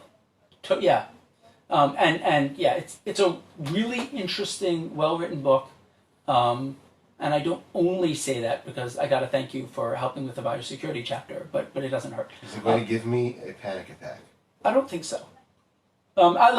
He concludes that there's some risk that something goes wrong in the next century, but it's not like it's nowhere near certain. One of the things that reassures me, people say like you worry about the end of the world all the time, and I say yeah, I worry about whether it's a 1 in a trillion event or 1 in a quadrillion event. I'm comfortable enough with the math that the number of zeros after the decimal point keeps me pretty happy. I sleep fine. I think that that's mostly true. Again, that doesn't mean you shouldn't spend a lot of money in case something bad does happen. But but it's a really interesting book. And any books not related to your field?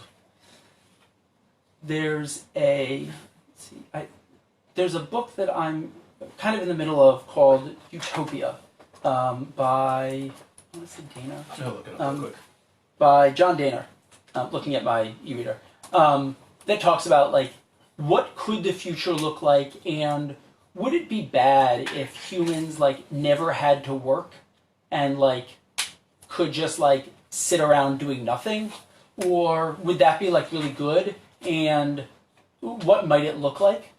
I just interject. The full title of the book is Automation and Utopia: Human Flourishing in a World Without Work by John Dana. Yeah, and his claim is that even people who like their jobs would be better off if they didn't have to do them. And most people don't like their jobs. I'm in the privileged minority. I think what I do is really interesting. I really enjoy it. But I'd also be much happier if I didn't have to worry about making rent, right. And making sure that my grants get funded. So yeah, it's a really interesting question. It's a little bit philosophical. It's less readable and more philosophical than The Precipice, but it's really very interesting. Cool. Awesome. We'll put those into the show notes, and I'm definitely going to have to read them. I'm a little bit worried that The Precipice is going to give me some sort of a terrible panic attack about Do you want me to read it first? all these wonderful ways that I can die. But, that's going to happen too. This was really, really fascinating. I'm just wondering if there's any other questions or things that we didn't get to. I do have one more question. Sure. And I was debating whether I wanted to go down this road.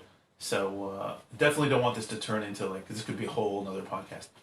But so we got a few people watching this on Facebook Live right now, and I've been trying to wave hi to them as we conduct this interview. But most of the people are just going to hear your voice, okay? Mm-hmm.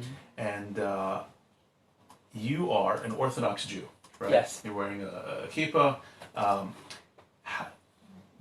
Do you It'd be feel? funny. He was just like, "Oh, I am." Where did this come from? Do you feel, coming from a background of strong belief, and from a Torah background and a yeshiva background, and having, I'm assuming, did you grow up this way? Yeah. Okay. Do you feel that affects your work? Do you feel that affects the way you think about some of these things? Does that influence you? Does it make it harder to be an Orthodox Jew, or does it make it easier? Yeah, those are interesting questions. I will say, yeah, most of the people who I work with are definitely very clearly atheists. And I think that there's a lot... there are definitely... There's a... I'm not remembering which Rishon, but there's a Rishon that talks about Migdal Bavel and says... a Rishon being a rabbi... a medieval from commentator. The medieval period, right. Right. Who talked about the Tower of Babel and says they were punished less than the people for the flood. Why? Because it's perfectly reasonable to try and do things to prevent catastrophe. That's a great thing to do. So that makes me feel a little bit more comfortable with the type of work I do. I think that there are definitely tensions between, for instance, cause neutrality, where you say like everybody's life is equally valuable, and Hilchot Tzedakah, the rules of charitable giving in Judaism, which have some specific rules, some of which are in tension with this. Right, take care of your own first type. So there are some things that are in tension and some things that I think are much less obviously in tension than you might think at first. I could do a podcast on that. It's a really interesting question. I think we're going to have to do a whole second follow-up. But I think that there are questions that definitely raise tensions. I think that belief is very different. And I think that people need to be aware that most of the things that we talk about in belief. So I said, like, you should be willing to say what it is that would change your mind about things. And that doesn't work with belief. Right? I think, one sec, I think that it does, but you need to be very careful because most of the things that belief depends on are values. They are what it is. There are factual questions that we can't resolve. There are factual questions that I think we obviously can resolve that some people are very stubborn about. Every time somebody tells me that, the Torah says that evolution isn't a thing, I cringe just a little bit because I hate the idea that somebody's valid and valuable religious belief hinges on something that's false. Right. So I definitely feel like there are places where you can have real tensions there. They're not necessarily problems. I think that I understand they're not necessarily problems, right. but they can become problems, right? Both in the religious community being a scientist, and then in the scientist community being religious, right? Mm-hmm. I haven't found that people are super worried about this, super concerned about this. I will say that I think that I feel this very strongly, that I've had people ask me, straight-faced, like no question, how do you reconcile the Big Bang and Maaseh Bereshis, the Bible's account of creation? Like, how do you reconcile these two things? And I say, I'm not sure. Like, do you have trouble reconciling them? And they're like, yeah, I have trouble. I said, oh, so like, do you have a background in cosmology and physics?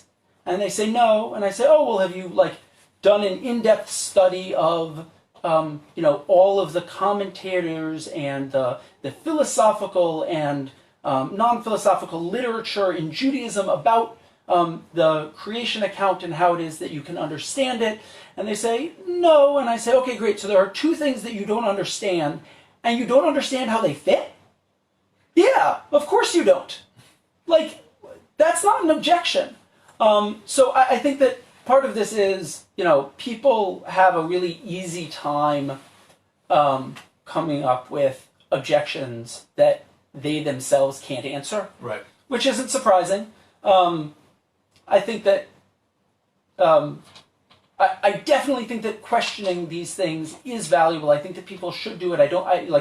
But people should also recognize that, like, their personal conclusions about this are reasonably likely to be wrong, just like everything else, especially if they have no particular expertise. Sure. Yeah. And be epistemically humble. Admit that there are things that they just don't have particularly well-informed opinions about.